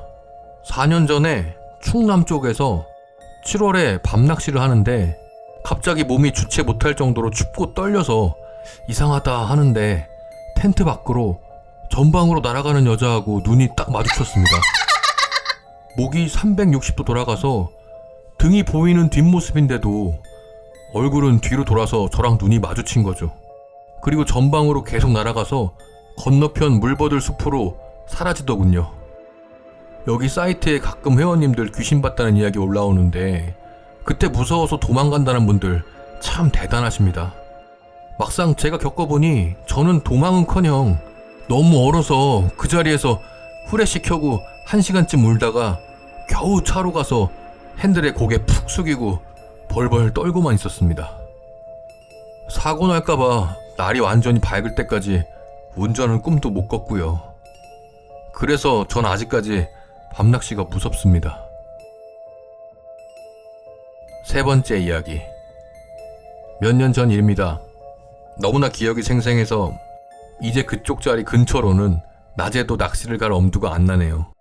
그 자리는 거의 절벽에 가까운 자리라 오르내리기 힘든 곳이었고 길도 미끄럽고 험했습니다. 제가 독조를 즐기는 편이라 그날도 혼자 낚시를 하고 있었습니다. 밤 11시를 넘어서 12시가 다 되어갈 때쯤이었는데 주변에서 갑자기 이상한 기운이 느껴졌습니다. 마치 누가 내 뒤에서 나를 쳐다보고 있다는 느낌이 들었습니다. 저는 너무 무서워서 뒤돌아볼 용기도 나지 않았습니다. 그 순간 갑자기 뒷목이 싸늘해지는 듯한 느낌. 그러면서 머리카락과 온몸의 털이 쭈뼛하고 일어났습니다. 몸 전체가 점점 경직되었습니다. 그리곤 몸서리 쳐지는 이상한 기운. 예전에 우리 할머니나 어머니께서 많이 사용하시던 그 분냄새, 화장품 냄새 있죠? 요즘은 아마 그런 화장품도 없을 겁니다. 그 냄새가 찬 기운에 스치면서 코를 스쳐 지나갔습니다. 그 냄새를 맡는 순간 저는 갑자기 얼어버렸습니다. 한동안 아무것도 할 수 없었습니다. 그저 이 자리에서 빨리 나가야겠다는 생각뿐. 귀신에게 홀린 건가? 가만히 앉아있는데도 다리가 후들거려서 아무것도 할 수 없었습니다. 얼마나 지났을까요? 냄새는 사라지고 그 찬 기운도 어느 순간인가 없어졌습니다. 그래서 바로 낚싯대 접고 가방 챙기고 순식간에 짐을 모두 챙기고 후다닥 도망쳐 나오는데 그때 무엇인가 제가 둘러맨 가방을 뒤에서 탁 낚아채듯이 잡았습니다. 순간 살아야겠다는 생각에 온 힘을 다해서 확 뿌리치고 주랭랑을 쳤는데 들어올 때 그 미끄럽고 험했던 절벽 같은 길을 정신없이 한 방에 올라왔습니다. 겨우 차에 도착해서 짐 대충 마구 던져놓고 서둘러 시동 걸고 도망치려는데 차를 몰고 나가야 되는데 다리는 왜 그리 떨리는지, 클러치매 엑셀을 밟아야 되는데 다리가 떨려서 제대로 밟지도 못하겠고 그저 빨리 나가야겠다는 생각만 났습니다. 집에 도착해서도 온몸이 떨리고 잠도 제대로 못 잤습니다. 나중에 가만히 생각해보니 저도 참 답답한 것이 빨리 몸만 먼저 빠져나오고 다음날 아침에 가서 낚싯대를 가져가면 될 것을 그 낚싯대가 뭐라고. 저도 참 낚시에 진심인 놈인가 봅니다. 그 와중에도 낚싯대도 중요한지라 챙겨야겠다는 생각이 들었나 봅니다. 지금도 그 생각하면 조금 무섭기도 하고 허겁지겁 도망친 저의 모습이 부끄럽기도 하고 그러네요. 아무튼 그 후론 저는 그 자리 근처에는 절대로 가지 않습니다. 그러다가 나중에 친구 녀석과 얘기를 나누던 중에 놀라운 얘기를 들었습니다. 그 친구도 제가 앉았던 자리 건너편에서 낚시를 한 적이 있다고 하네요. 시기도 마침 비슷했다고 합니다. 못 건너편 자리에서 낚시를 하고 있는데 제가 낚시를 했던 자리 근처에서 여자 흐느끼는 소리를 들었다고 합니다. 몹시 슬프게 흐느껴 오는 소리였답니다. 제가 그때 경험했던 느낌이 정말이었나 봅니다. 그 친구도 여자 울음소리를 듣고 나서 놀라서 바로 철수해서 돌아왔다고 하네요. 그 친구도 다시는 그 자리에 얼씬도 안 한답니다. 1528년 성우는 경상도 관찰사로 발령을 받아 먼 경상도 땅으로 온 상황이었다. 항상 중앙의 조정과 한성부를 다스리는 직위 정도만 떠돌던 그로서는 피곤한 여정이었다. 성우는 기묘사화에서 조광조 일파를 제거하는 데 한몫한 사람으로 악명이 높았고, 그러한 이유로 성운 때문에 자신의 친지가 죽었다고 그를 원망하는 사람들도 많았다. 이렇게 원한을 많이 샀던 성운의 죽음은 정신병 발작으로 인한 죽음 기록 중에 유명한 것이다. 성운은 어느 날 대낮에 잠깐 낮잠이 들었다가 가위에 눌리게 된다. 성운은 정신을 잃었다가 잠시 후 정신을 차렸는데 가위에 눌린 상태라서 움직일 수도 없었고 이상한 귀신이 많이 보이기 시작했다. 성운은 자신의 좌우에 기괴한 사람들이 늘어서 있는 모습을 보았다. 그 사람들은 눈, 코, 입이 없는 살로 되어 있는 얼굴에 팔다리도 없이 몸뚱이만 이리저리 뒹굴고 있었고 머리카락과 이마 부분도 없는 상태였다. 성우는 그 모습을 보고 놀라고 무서워서 괴로워했는데 도저히 겁이 나서 그 모습들을 보고 있을 수가 없어서 눈을 애써 감으려고 하였다. 성우는 이후로 발광하여 겁에 질린 목소리로 중얼중얼 알 수 없는 소리를 내면서 괴로워하였고 눈을 뜨면 그 모습이 보일까 두려워 질끈 눈을 감은 채로 계속 부들부들 떨었다. 10여일을 그렇게 괴로워하다가 성우는 사망한다.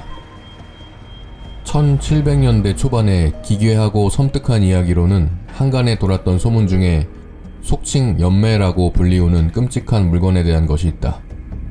이 무렵 한 흉악한 범죄자들이 이상한 대나무 통을 하나 메고 다니는 것이 있었다.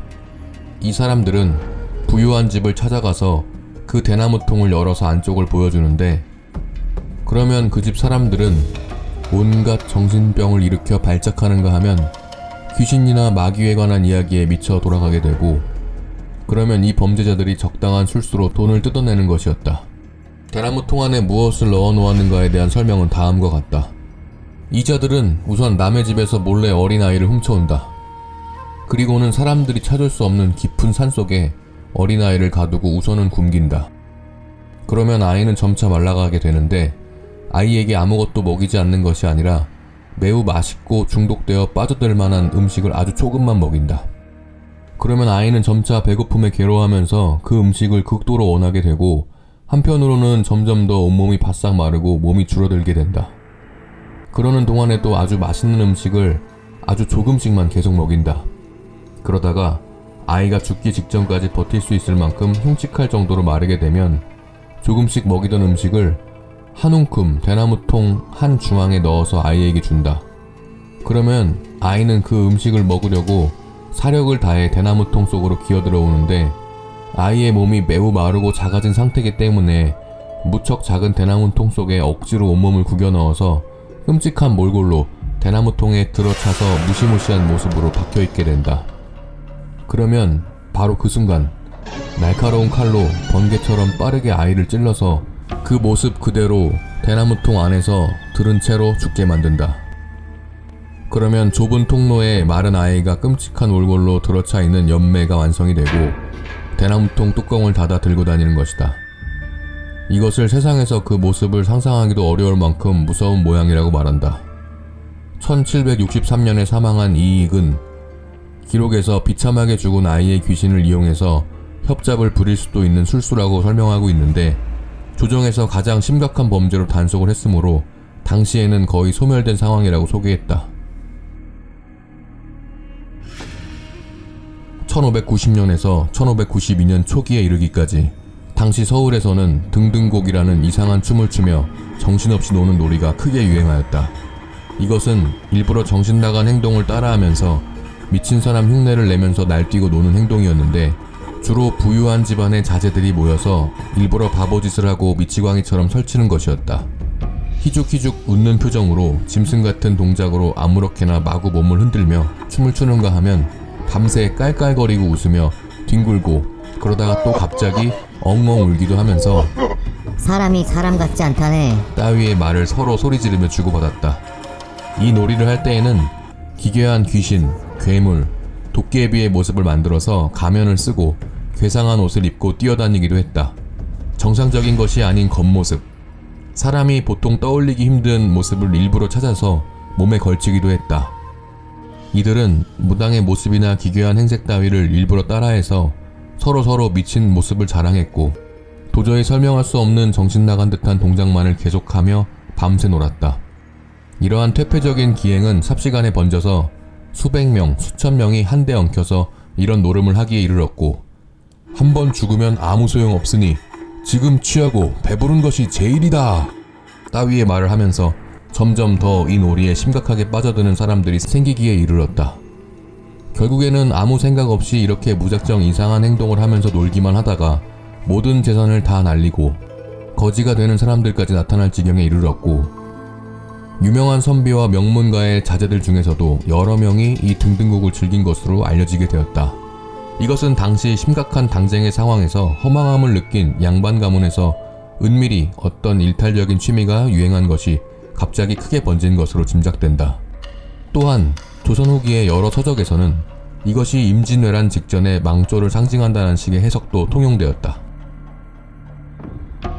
1500년대 말엽쯤에 회자되던 사건 중에 김위의 아들이 유괴된 사건은 그 내용이 무척 이상하다.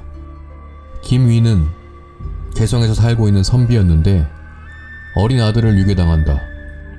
아이를 유괴한 범인은 아이를 이런저런 술수로 속이고 유인해서 끌어들여서 같이 길을 나섰는데 언덕과 비탈을 넘어서 깊은 산속으로 아이를 데려갔다. 그곳에서 범인은 아이를 어느 캄캄한 바위굴 속에 가둬두었다. 아이는 나가고 싶어 울부짖었지만 바위굴은 나갈 수 없게 막혀있고 빛이 들어오지 않아 아무것도 보이지 않았다. 무서움에 울고 떨고 소리를 지르면서 도움을 청하기도 했지만 깊은 산속에 숨겨진 바위굴은 사람은커녕 짐승들도 알아볼 만한 곳이 아니었다. 아무것도 보이지 않는 캄캄한 어둠 속에서 혼자서 한참을 그렇게 두려움에 떨던 아이는 계속해서 그렇게 있다가 지치게 되고 점차 배고픔을 느끼게 되었다. 아이가 배고픔을 느끼게 되었을 무렵 바위굴의 통로로 누군가 그릇을 하나 가져다 주었다. 그릇 안에는 달콤한 단술과 비슷한 죽 같은 것이 들어있었다. 어둠 속에서 배고픔에 떨던 아이는 본능적으로 그 죽을 마셨다. 그렇게 아무것도 보이지 않는 동굴 속에서 아이의 갇혀서 사는 생활이 시작되었다. 주변에는 아무도 없고 아이가 보고 들을 수 있는 것도 아무것도 없었다. 매일 아이에게는 그저 목숨을 부지할 수 있는 음식 그릇 하나가 들어왔다가 나갈 뿐이었다.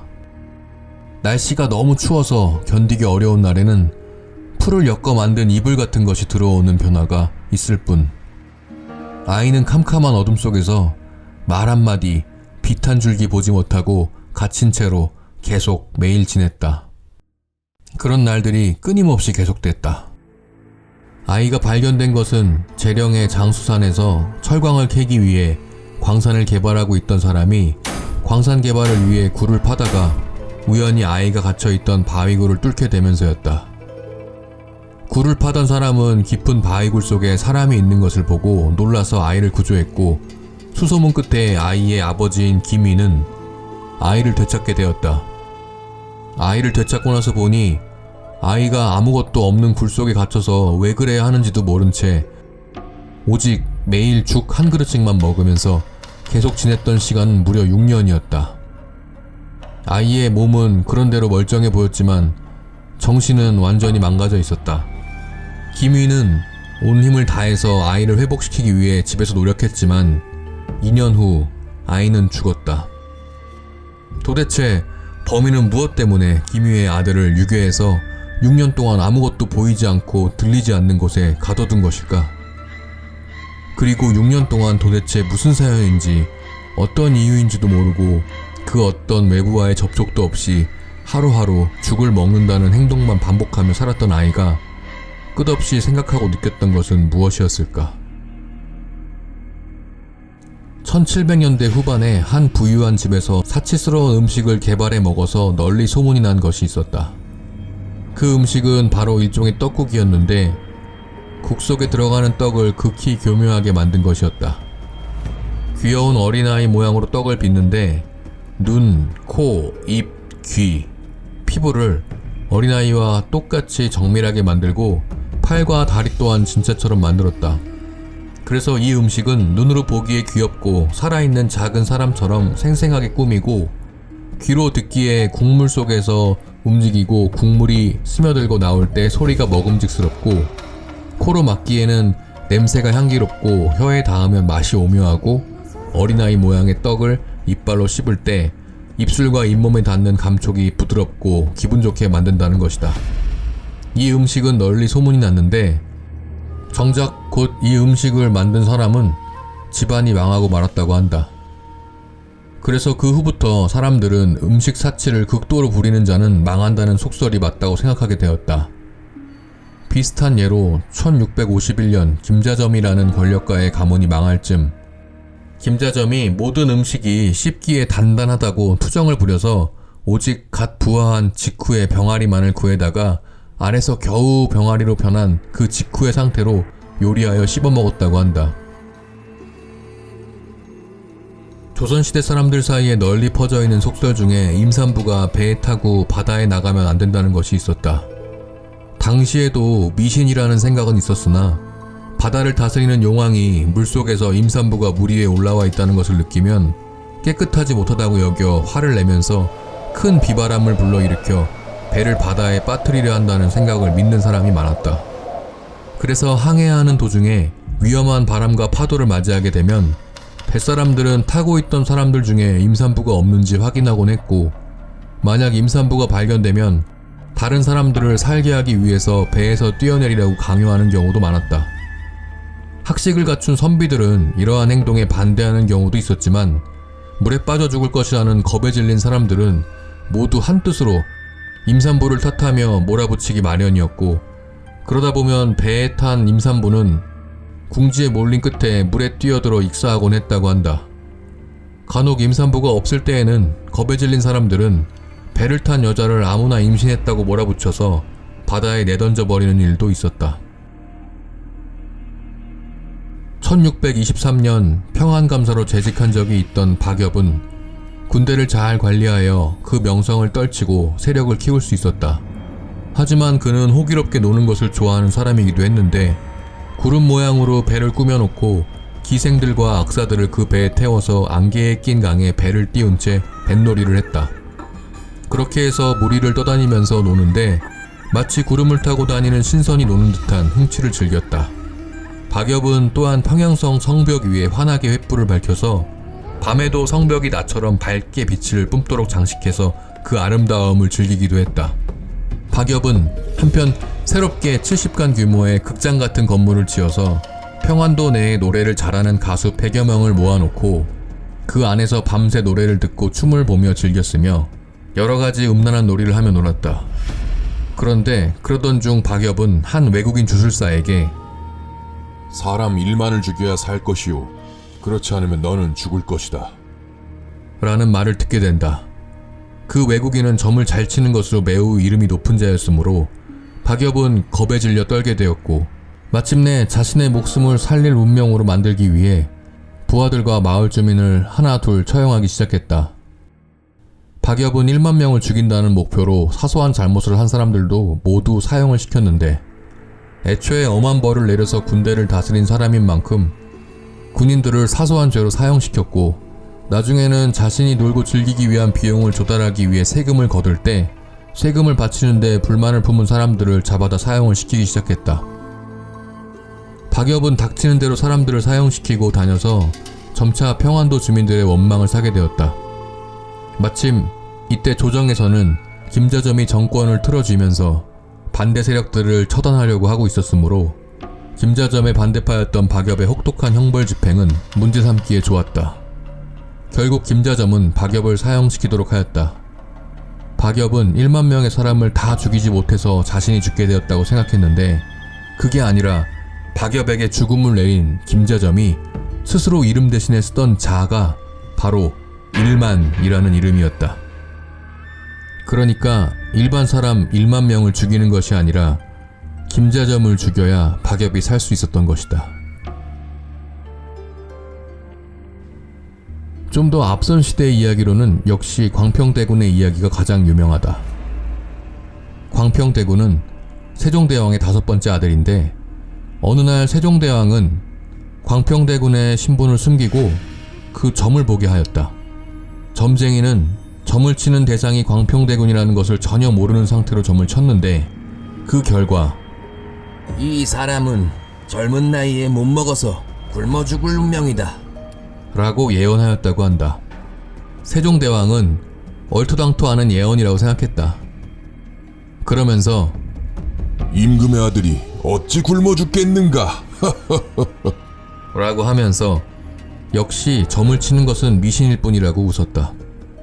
하지만 그래도 만약을 대비해서 광평대군에게 사고팔 수 없이 영원히 유지되는 땅에 대한 권리를 내려서 결코 먹을 것이 부족하지 않도록 제도를 마련해 주었다. 그렇게 1444년 20살의 광평대군은 어느 날 밥을 먹다가 생선가시가 목에 걸리게 되는데 아무리 노력해도 이 가시를 뽑을 수가 없었다. 결국 광평대군은 목에 걸린 가시 때문에 아무것도 먹지 못하고 괴로워하다가 굶어 죽었다. 비슷한 시대에 또 다른 이야기가 하나 더 있는데 조선 건국초에 복진이라는 사람이 여러가지 주술을 쓰는데 능했다. 복진이 스스로 점을 쳐보니 자신이 죽을 날짜를 알게 되었고 또 점을 쳐보니 자신의 목숨은 임금에게 달려있다는 점괘가 나왔다. 복진은 임금에게 찾아가 자신의 목숨을 구해달라고 사정해야겠다고 생각했는데 궁궐 속으로 들어가 임금이 있는 곳까지 갈 방법이 마땅치 않았다. 그래서 복진은 둔갑술을 여러가지로 연구하고 연습해서 마침내 몸을 숨기고 궁궐 속으로 들어갈 수 있는 방법을 고안했다. 복진은 열심히 몸을 숨기는 방법을 연습해서 자신이 죽을 날짜가 다 와서야 겨우 몰래 궁궐 속으로 숨어 들어갈 수 있게 되었다. 복진은 몰래 임금 앞에 나타났다. 그리고 임금에게 목숨이 달려있음을 말하고 도움을 구하려고 했다. 그런데 임금은 복진을 보자마자 깜짝 놀라더니 몸을 숨기고 궁궐을 침범해 깊은 곳까지 들어왔으니 그 죄가 무겁고 참으로 위험하다. 라고 하고는 궁궐 속에 몰래 침범한 죄로 복진을 붙잡아 그날로 사형시켜버렸다. 1498년 사망한 이륙은 광주에 사는 80세가 넘은 한 노인이 평생을 살면서 본 가장 이상한 것 2가지를 듣고 기록에 남겨놓았다. 그 첫 번째 이야기는 남해에서 본 한 사람에 관한 이야기다. 노인은 젊은 시절 어떤 사람이 남해 해변에서 죽는 모습을 보았다. 이 사람은 이상한 병을 앓고 있었는데 시체를 치워줄 사람이 없어서 바닷가에 쓰러진 모습 그대로 나뒹굴고 있었다. 이튿날이 되어 낮이 되고 날씨가 따뜻해지자 죽은 사람의 살점이 점차 썩기 시작했는데 썩은 살이 점차 웅크러들더니 점점 모양이 미끌거리는 이상한 작은 덩어리들로 변해갔다. 곧 이 죽은 사람은 온몸이 수없이 많은 개구리로 변하게 되었다.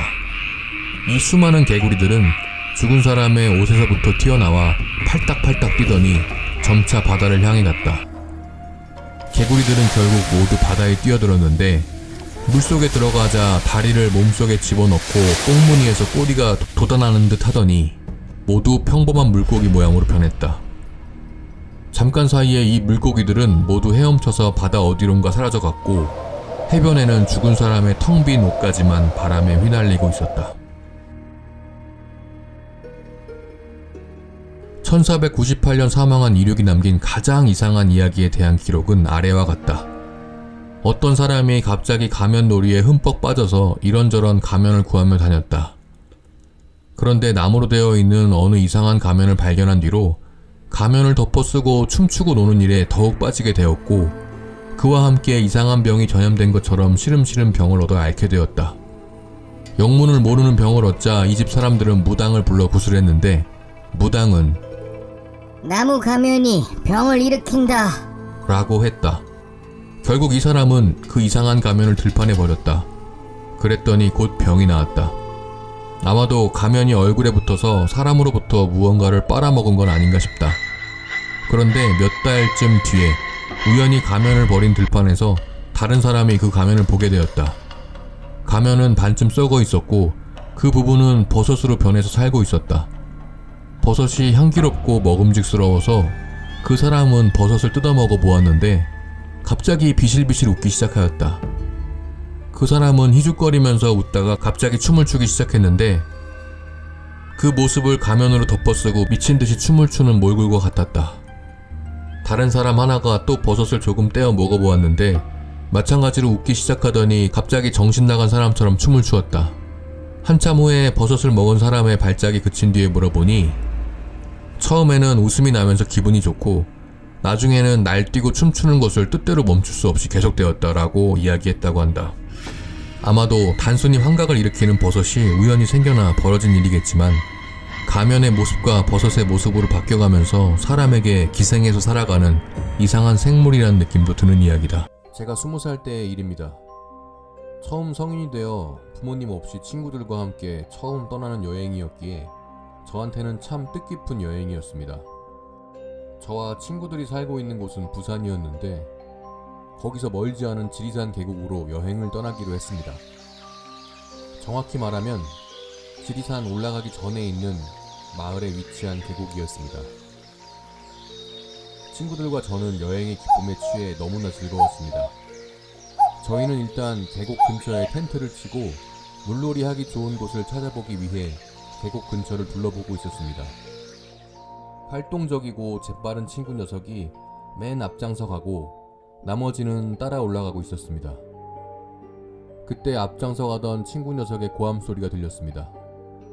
놀라서 달려 올라가 보니 그 동네 주민분처럼 보이시는 분과 서로 다투고 있었습니다. 저희는 당연히 친구 편을 들며 왜 그러시냐고 함께 언성을 높였습니다. 그러자 그분은 한사코 여기 노는 데가 아니라고 다른 데로 가라 하시더군요. 저희도 사실 여기가 피서지가 아니라 그냥 마을 옆에 흐르는 계곡이라는 것 정도는 알고 온 것이었고 젊은 혈기에 그분에게 오히려 화를 내면서 노는 곳 안 노는 곳이 어디 정해져 있냐며 우리는 오늘 여기서 놀 거라고 했습니다. 그렇게 한창 실랑이를 벌이다가 그분은 그럼 위험하게 놀지 말고 계곡 옆은 위험하니까 잠은 꼭 민박집 같은 곳에서 자라고 하시고는 그냥 가시더라고요. 한창 철이 없던 저희들은 이겼다는 생각에 이상한 승리감에 빠져 한동안 그 동네 주민분하고 있었던 얘기를 되풀이하며 다시 텐트로 돌아왔습니다. 저희는 옷을 갈아입고 신나게 물놀이를 하고 난 뒤 돌아와서 고기를 구워 먹기 시작했습니다. 그렇게 술도 마시고 즐겁게 놀았습니다. 시간이 흘러 날이 점차 어두워져 가고 친구들은 하나둘 술에 취해갔습니다. 저 또한 예외는 아니었죠. 술을 많이 먹어서인지 소변이 급해지더군요. 남자끼리긴 해도 친구들 옆에서 해결하기엔 민망해서 어디 괜찮은 곳 없나 하면서 계곡 조금 아래로 내려와 볼일을 보고 있었습니다. 볼일을 다 보고 다시 친구들 있는 곳으로 돌아가려고 하던 중에 근처에서 웬 여자들이 놀고 있는 소리가 들리더군요. 저는 본능적으로 와, 잘됐다. 저 애들 꼬셔서 같이 놀아볼까? 라는 생각이 들었습니다. 그래서 급하게 옷매무새를 가다듬고 소리가 들리는 쪽으로 조금 내려가 보니 저희 또래의 여자 4명이서 뭐가 그리 재밌는지 깔깔대며 계곡 가운데 널쩍한 돌 위에 앉아있더군요.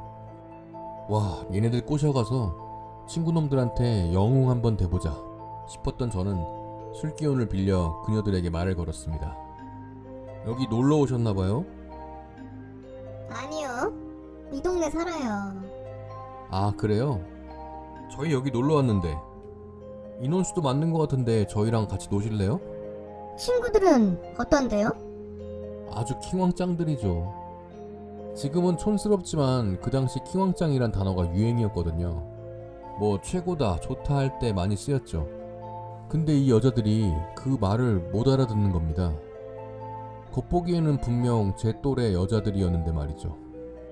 그러고 보니 옷도 좀 시대에 맞지 않는 느낌이라고 해야 될까요? 옛날 스타일의 촌스러운 땡땡이 원피스 같은 걸 입고 있었고요. 잠깐 이상하다 싶었지만 저는 곧 시골 애들이라 그런가? 라고 생각하고 이해하기로 했어요. 이뻤거든요. 아무튼 그렇게 해서 결국 같이 놀자는 동의를 얻었습니다. 무지 기쁘던 마음도 잠시.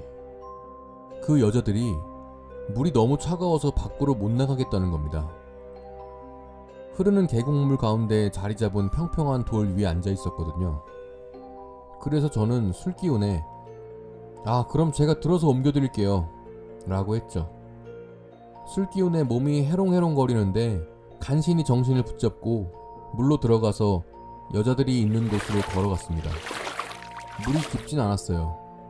허리 정도까지밖에 안 왔거든요. 그래서 한 명을 안아서 물 밖으로 옮기는데 너무 가벼운 겁니다. 저는 그 당시에 여행을 위해서 헬스를 엄청 했거든요. 그래서 내가 운동을 열심히 했더니 힘이 많이 세졌나? 하면서 4명을 차례로 옮기고 물 밖으로 나왔습니다.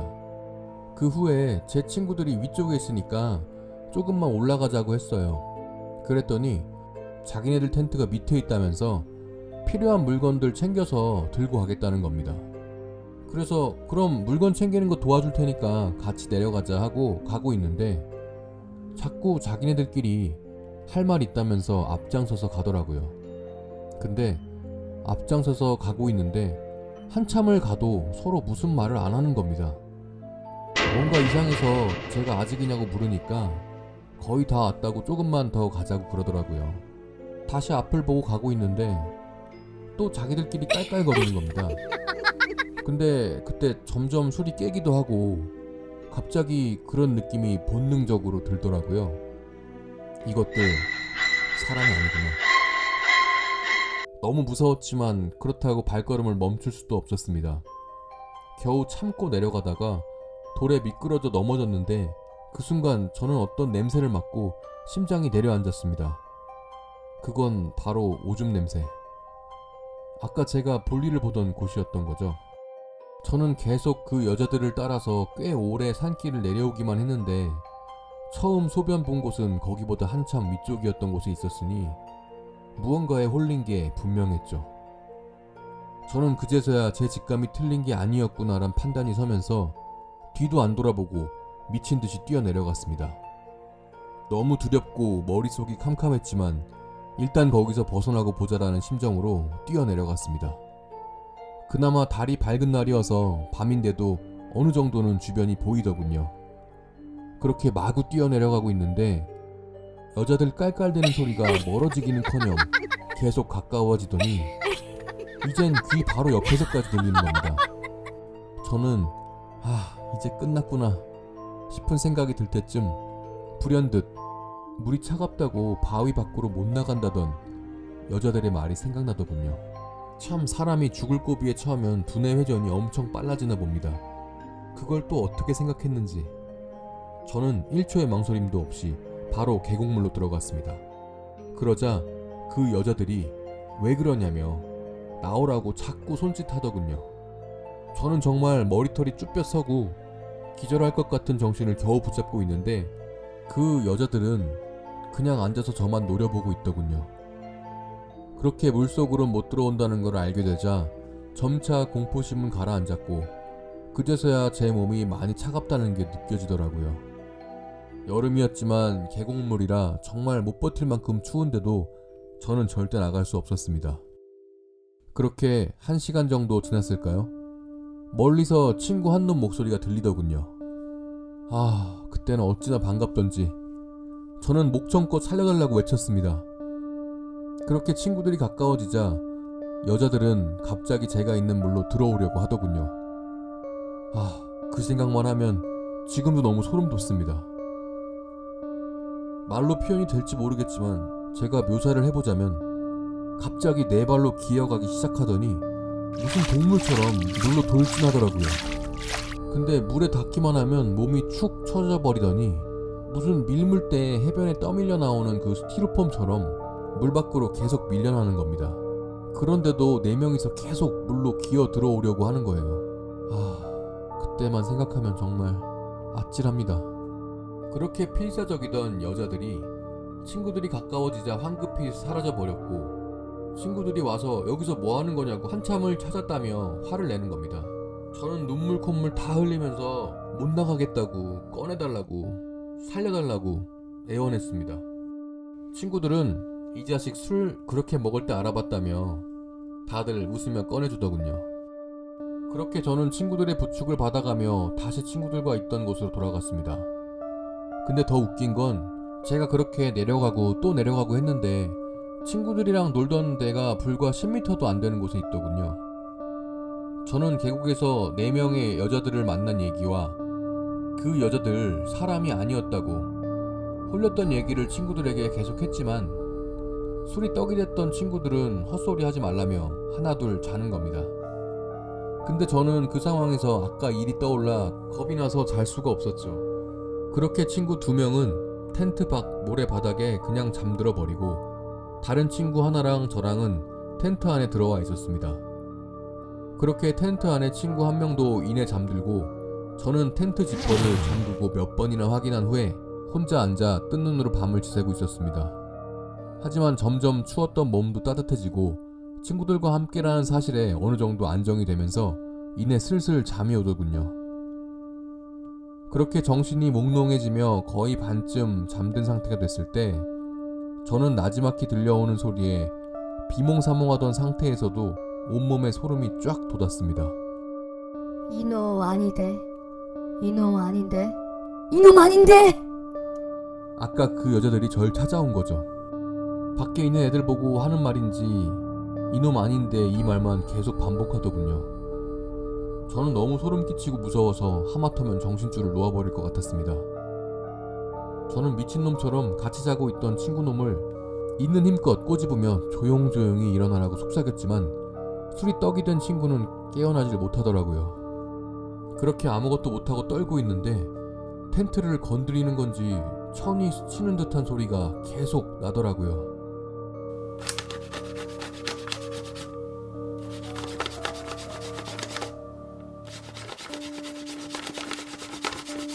그러더니 자냐? 자? 라고 밖에서 자던 친구 목소리가 묻더군요. 저는 조금 이상하고 불안했지만 일단 제가 알던 친구 목소리였기 때문에 조심스럽게 아니 아직 안 잔다 라고 대답했죠. 그러자 하며 숨 넘어갈 듯 웃어대는 여자 목소리가 들렸습니다. 그리곤 다시 친구 목소리가 나와서 놀자. 재밌어. 얘네들 사람이야. 이러는 거예요. 왜 하필 사람이라고 콕 집어 말하는지 이거 지금 친구가 내는 목소리가 아니구나 라고 직감했습니다. 그렇게 자기네들끼리 하하호호 깔깔대며 재밌게 노는 소리가 계속 들리더라고요. 하지만 전 절대 안 나갔죠. 지금 이건 저를 나오게 하려는 속셈이라고 생각했거든요. 그렇게 아침이 오고 여자들 소리는 사라지고 같이 자던 친구놈이 깼습니다. 그래서 해도 떴겠다 밖에 있던 친구놈들이 걱정되기도 했고 해서 텐트 안에 있던 친구랑 같이 밖에 나가보기로 마음먹고 나갔습니다. 다행히 그 여자들은 없더군요. 그리고 모래에서 자던 녀석들도 그대로 자고 있었고요. 그래서 깨워서 어젯밤에 여자들이랑 놀았냐고 물어봤더니 무슨 소리냐고 술이 아직 덜 깼냐고 하더군요. 저는 무섭기도 하고 억울하기도 한 마음에 친구들한테 밤새 겪었던 이야기를 했지만 친구들은 아침부터 술주정을 한다며 믿어주지 않았습니다. 할 수 없이 저는 짐을 챙겼죠. 한시라도 빨리 이곳에서 벗어나고 싶어서 아침으로 라면을 끓여 먹고 좀 더 놀다가 출발하자는 친구들에게 식당에 가서 더 맛있는 아침을 사주겠다며 일단 여기서 나가자고 했고 그렇게 저희는 마을로 들어가서 보이는 식당 아무데나 들어가서 밥을 사 먹었습니다. 그제야 저는 안심이 되더군요. 식사를 마치고 집에 가기 위해 터미널로 돌아가서 버스 시간을 기다리고 있는데 웬 거지 한 명이 저를 뚫어져라 쳐다보는 겁니다. 저희 친구들이 거지한테 뭘 보냐고 했더니 거지가 저를 가리키며 누구야? 누구야? 계속 이러는 겁니다.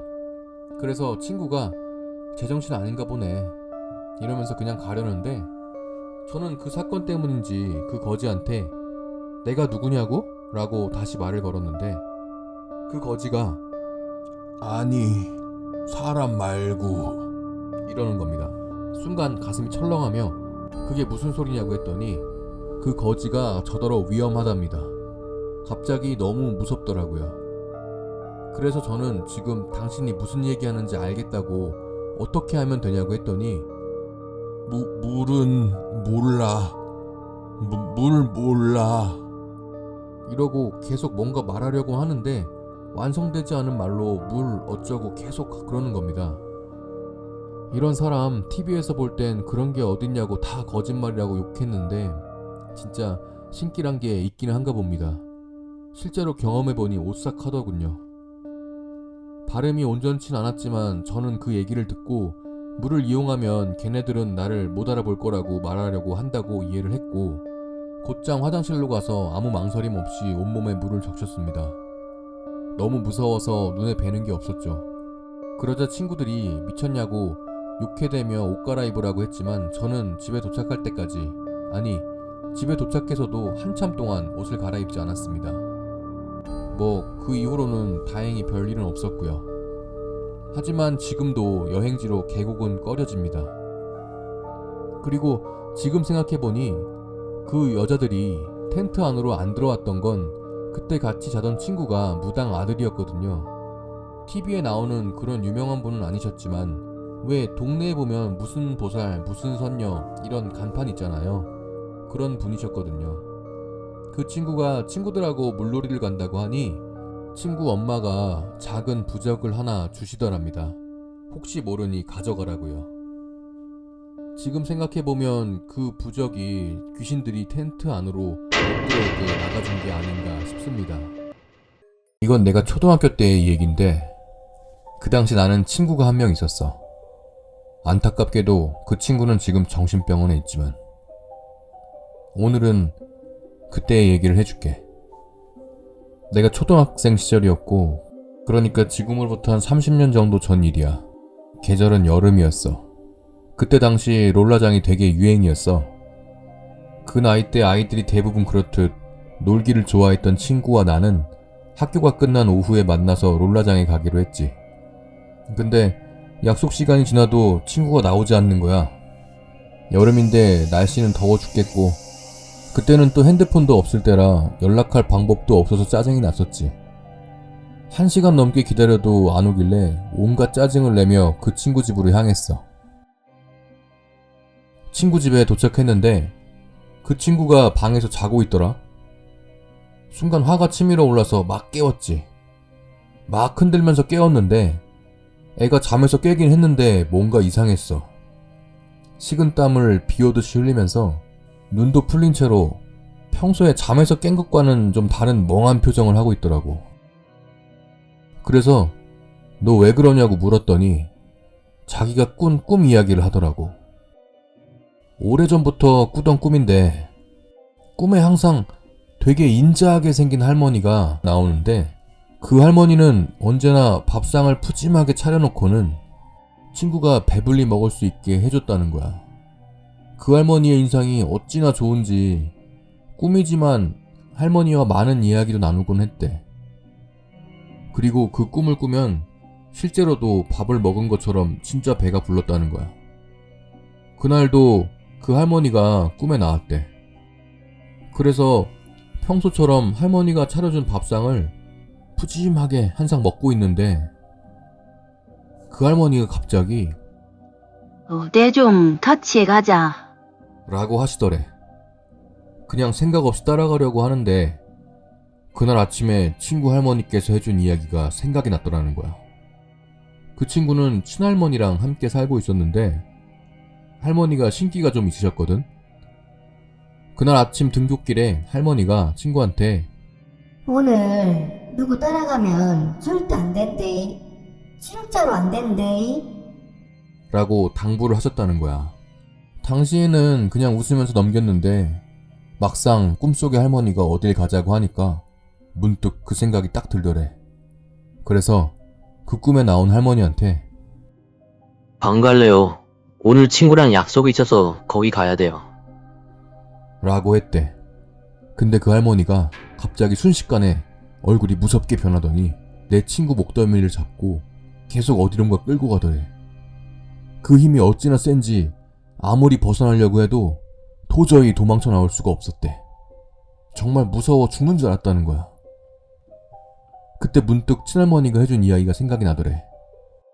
만약 꿈에서 어디 끌려가면은 당황하지 말고 벽이나 기둥 같은데 머리를 세게 쳐박으면 꿈에서 깬대. 알았지? 친구는 그 말을 생각하자마자 막 끌려가는데 마침 앞에 나무가 하나 보이더래. 그래서 거기에 머리를 박으려고 머리를 딱 들이미는 순간 갑자기 그 할머니가 친구 머리끄댕이를 확 잡아당기면서 니 이거 누가 가르쳐주나? 너그 할매가 가르쳐주나? 라며 빙그레 웃더래. 결국 친구는 꿈에서 못 벗어나고 계속 그 할머니한테 끌려갔대. 산 같은 데를 막 지나니까 정말 끝이 안 보이는 커다란 문이 나오더라는 거야. 그 문을 통과하니 강 같은 게 나왔고 노를 저어서 가는 배 있지? 그 배에 막 친구를 던지다시피 해서 태우더래. 친구는 계속 울면서 왜 그러냐고 정말 쉴 새 없이 빌었대. 할머니는 계속 흡족한 미소를 지으면서 노를 저어서 강을 건너는 거야. 친구가 생각하기에 난 이제 죽었구나 싶은 그때 친구 눈에 문득 그 할머니의 지팡이가 보이더라는 거야. 그래서 그 지팡이에 죽을 힘을 다해 머리를 박았대. 그리곤 꿈에서 깨어났다고 하더라. 그 얘기를 듣고 있는데 왠지 나도 소름 끼치고 무서워 죽겠더라고. 그래서 놀 기분도 아니어서 집에 간다고 하면서 얼른 우리 집으로 돌아왔지. 그런데 다음 날부터 친구가 학교에 안 나오는 거야. 들리는 소문에는 학교도 안 오고 하루 종일 집에서만 있는다는 거지. 그래서 한 달 동안 나도 왠지 찝찝해서 그 친구를 안 만났고 걱정은 됐지만 따로 친구네 집으로 찾아가진 않았거든. 어린 마음에 나도 무서웠으니까. 그러던 어느 날 한 2달쯤인가 지났을 때 그 친구가 자기 집으로 놀러 오라고 하더라고. 시간이 좀 지나기도 했고 그 당시에 미안했던 마음에 간다고 했어. 친구가 마중을 나왔는데 실실 웃으면서 집에 데리고 가는 거야. 정말 미친 것 마냥 실실 웃으면서 말이야. 그리고 친구 집에 도착했는데 친구가 계속 웃으면서 우리 할머니 봐라. 미쳤다. 라며 미친 듯이 웃는 거야. 할머니 방을 무의식적으로 봤는데 3평 남짓한 방에 빛 한 줄기 들어오지 않는 암흑 속에서 친구 할머니는 계속 허공을 바라보며 빌고 있더라고. 정말 공포스러운 얼굴로 말이야. 내가 가르쳐준 거 아니다. 정말 아니다. 잘못했대. 내가 잘못했대. 그리고 할머니는 얼마 안 되어 돌아가셨고 친구는 그 충격으로 아직도 병원에 있어. 지금 와서 드는 생각이지만 그 꿈에서 친구가 먹은 밥은 제사밥일 수도 있었을 것 같아. 그리고 그걸 막은 친할머니가 친구 대신 안 좋은 일을 당하신 거고 매년 이맘때쯤이면 살면서 수십 번은 들려주셨던 호랑이에 관한 저희 어머니의 경험담이 떠오르네요. 오늘은 그 이야기를 들려드릴까 합니다. 저희 형이 갓난아이였을 때, 그러니까 시기는 1968년쯤이고 저는 아직 태어나기 한참 전이었습니다. 그 당시에 우리 가족은 가난했고 후미지고 낙후된 포항시 어느 동네 초가집에 살았습니다. 그 시절 이야기를 하면 저희 어머니는 아직도 몸서리를 치십니다. 세탁기가 없던 시절 한겨울 차가운 얼음물에 빨래를 하며 살얼음에 손을 베었던 이야기. 여름에 샤워라도 한번 하려면 동네 우물에서 여러 번 물을 길어다가 장독대 뒤에서 한 바가지 끼웠는데 그럼 시멘트도 없는 흙바닥에서 흙탕물이 허벅지까지 튀어오른다던 이야기. 시대도 시대였지만 그만큼 현대 문명의 혜택이 비켜간 곳이었답니다. 그때 저희 아버지는 돈 벌어 오시겠다고 객지로 나가 계셨고 당시 나이 21살이었던 저희 어머니랑 갓 태어난 저희 형이랑 시집살이 제대로 시키던 저희 할머니랑 이렇게 3명이 다 쓰러져가는 초가집에 살고 있었다네요. 그러던 어느 날 초저녁이었답니다. 조그만 방 한가운데 형을 이불에 누이고 할머니랑 어머니가 바느질을 하고 있었는데 그날따라 유독 두 분은 말이 없으셨답니다. 왜냐면 집 밖의 마당에서 무슨 일인가 벌어지고 있었기 때문이죠. 마당에는 덩치가 아주 큰 똥개 누렁이가 있었는데 평소에는 순에 빠지고 게으르던 누렁이가 그날따라 해질 무렵부터는 행동이 이상하더랍니다. 마치 미친 것처럼 마당 이쪽 끝에서 저쪽 끝으로 전력 질주를 하기 시작해서 거의 2시간을 그러더랍니다. 그냥 뛰는 게 아니라 그 마당 구석을 지날 때마다 온몸으로 미끄러지면서 말이죠. 짖지도 않고 으르렁거리지도 않고 그저 숨소리랑 발톱이 땅바닥에 부딪히는 소리, 그리고 그 마당 구석을 돌 때 속도가 떨어질까봐 후다닥 달리는 소리만 들렸대요.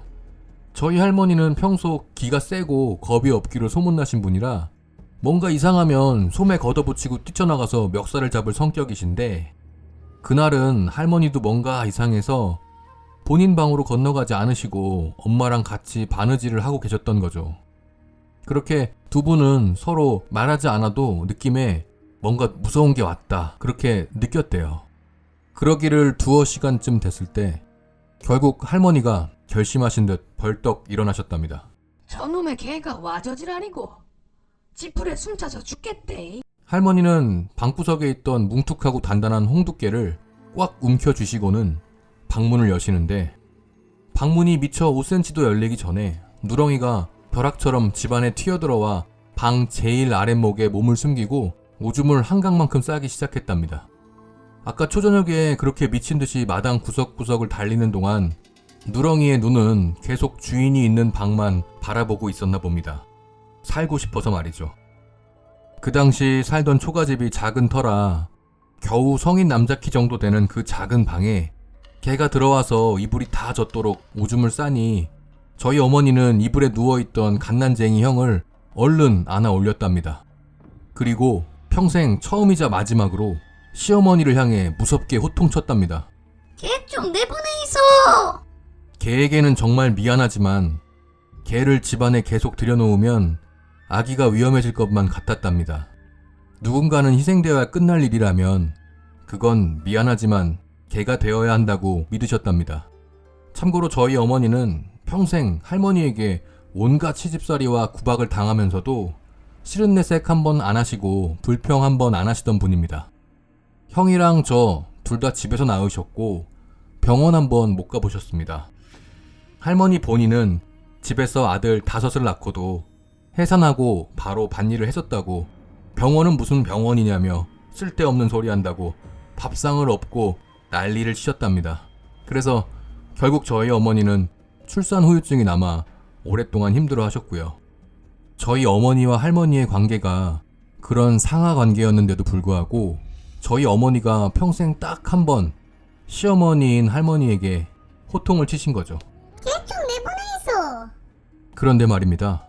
며느리의 호통에 어안이 벙벙해진 할머니가 뭐라 대꾸하기도 전에 누렁이는 체념한 듯 천천히 일어나 방문을 머리로 밀고 나갔답니다. 누렁이가 캄캄한 마당으로 조용히 나가자 할머니는 그제서야 얼른 방문을 숟가락으로 잠궜고, 다음날 아침까지 마당은 그야말로 거짓말같이 고요한 정적이 이어졌답니다. 그렇게 다음날 아침이 밝았고 마당엔 누렁이가 전날 초저녁에 미친듯이 뛸 때 생긴 발자국들과 흔적들만 있었고, 정작 누렁이는 그 어디에서도 찾을 수 없었답니다. 딱 하나 찾은 흔적이 있었는데 마당 중간에 흙담 위에 어른 손바닥만한 짐승 발자국이 찍혀 있었답니다. 그게 무슨 동물인지는 모르지만요. 저희 어머니는 호랑이나 표범 같은 커다란 고양이과 동물이었을 거라고 믿고 계십니다. 발자국도 그렇지만 그날 밤에 그 말로 표현할 수 없는 두려움과 살기, 그리고 공포는 호랑이 정도 되는 맹수가 아니고서는 뿜어낼 수 없는 그 무엇이었다고 말입니다. 그리고 아직도 늘 그 이야기를 하실 때마다 체념한 듯 방을 나가던 누렁이에게 미안해 하십니다. 불쌍해도 웃잖아. 얇은 문 밖에 뭐가 기다리고 있는 게 분명한데 짐승 앞에서는 나도 새끼 지키는 애미 아이가. 내 새끼부터 지켜야 된다는 생각밖에 안 나더라. 여러분들은 우리나라에 아직 호랑이가 있다고 보시나요? 구독과 좋아요는 다음 콘텐츠 제작에 큰 힘이 됩니다. 감사합니다.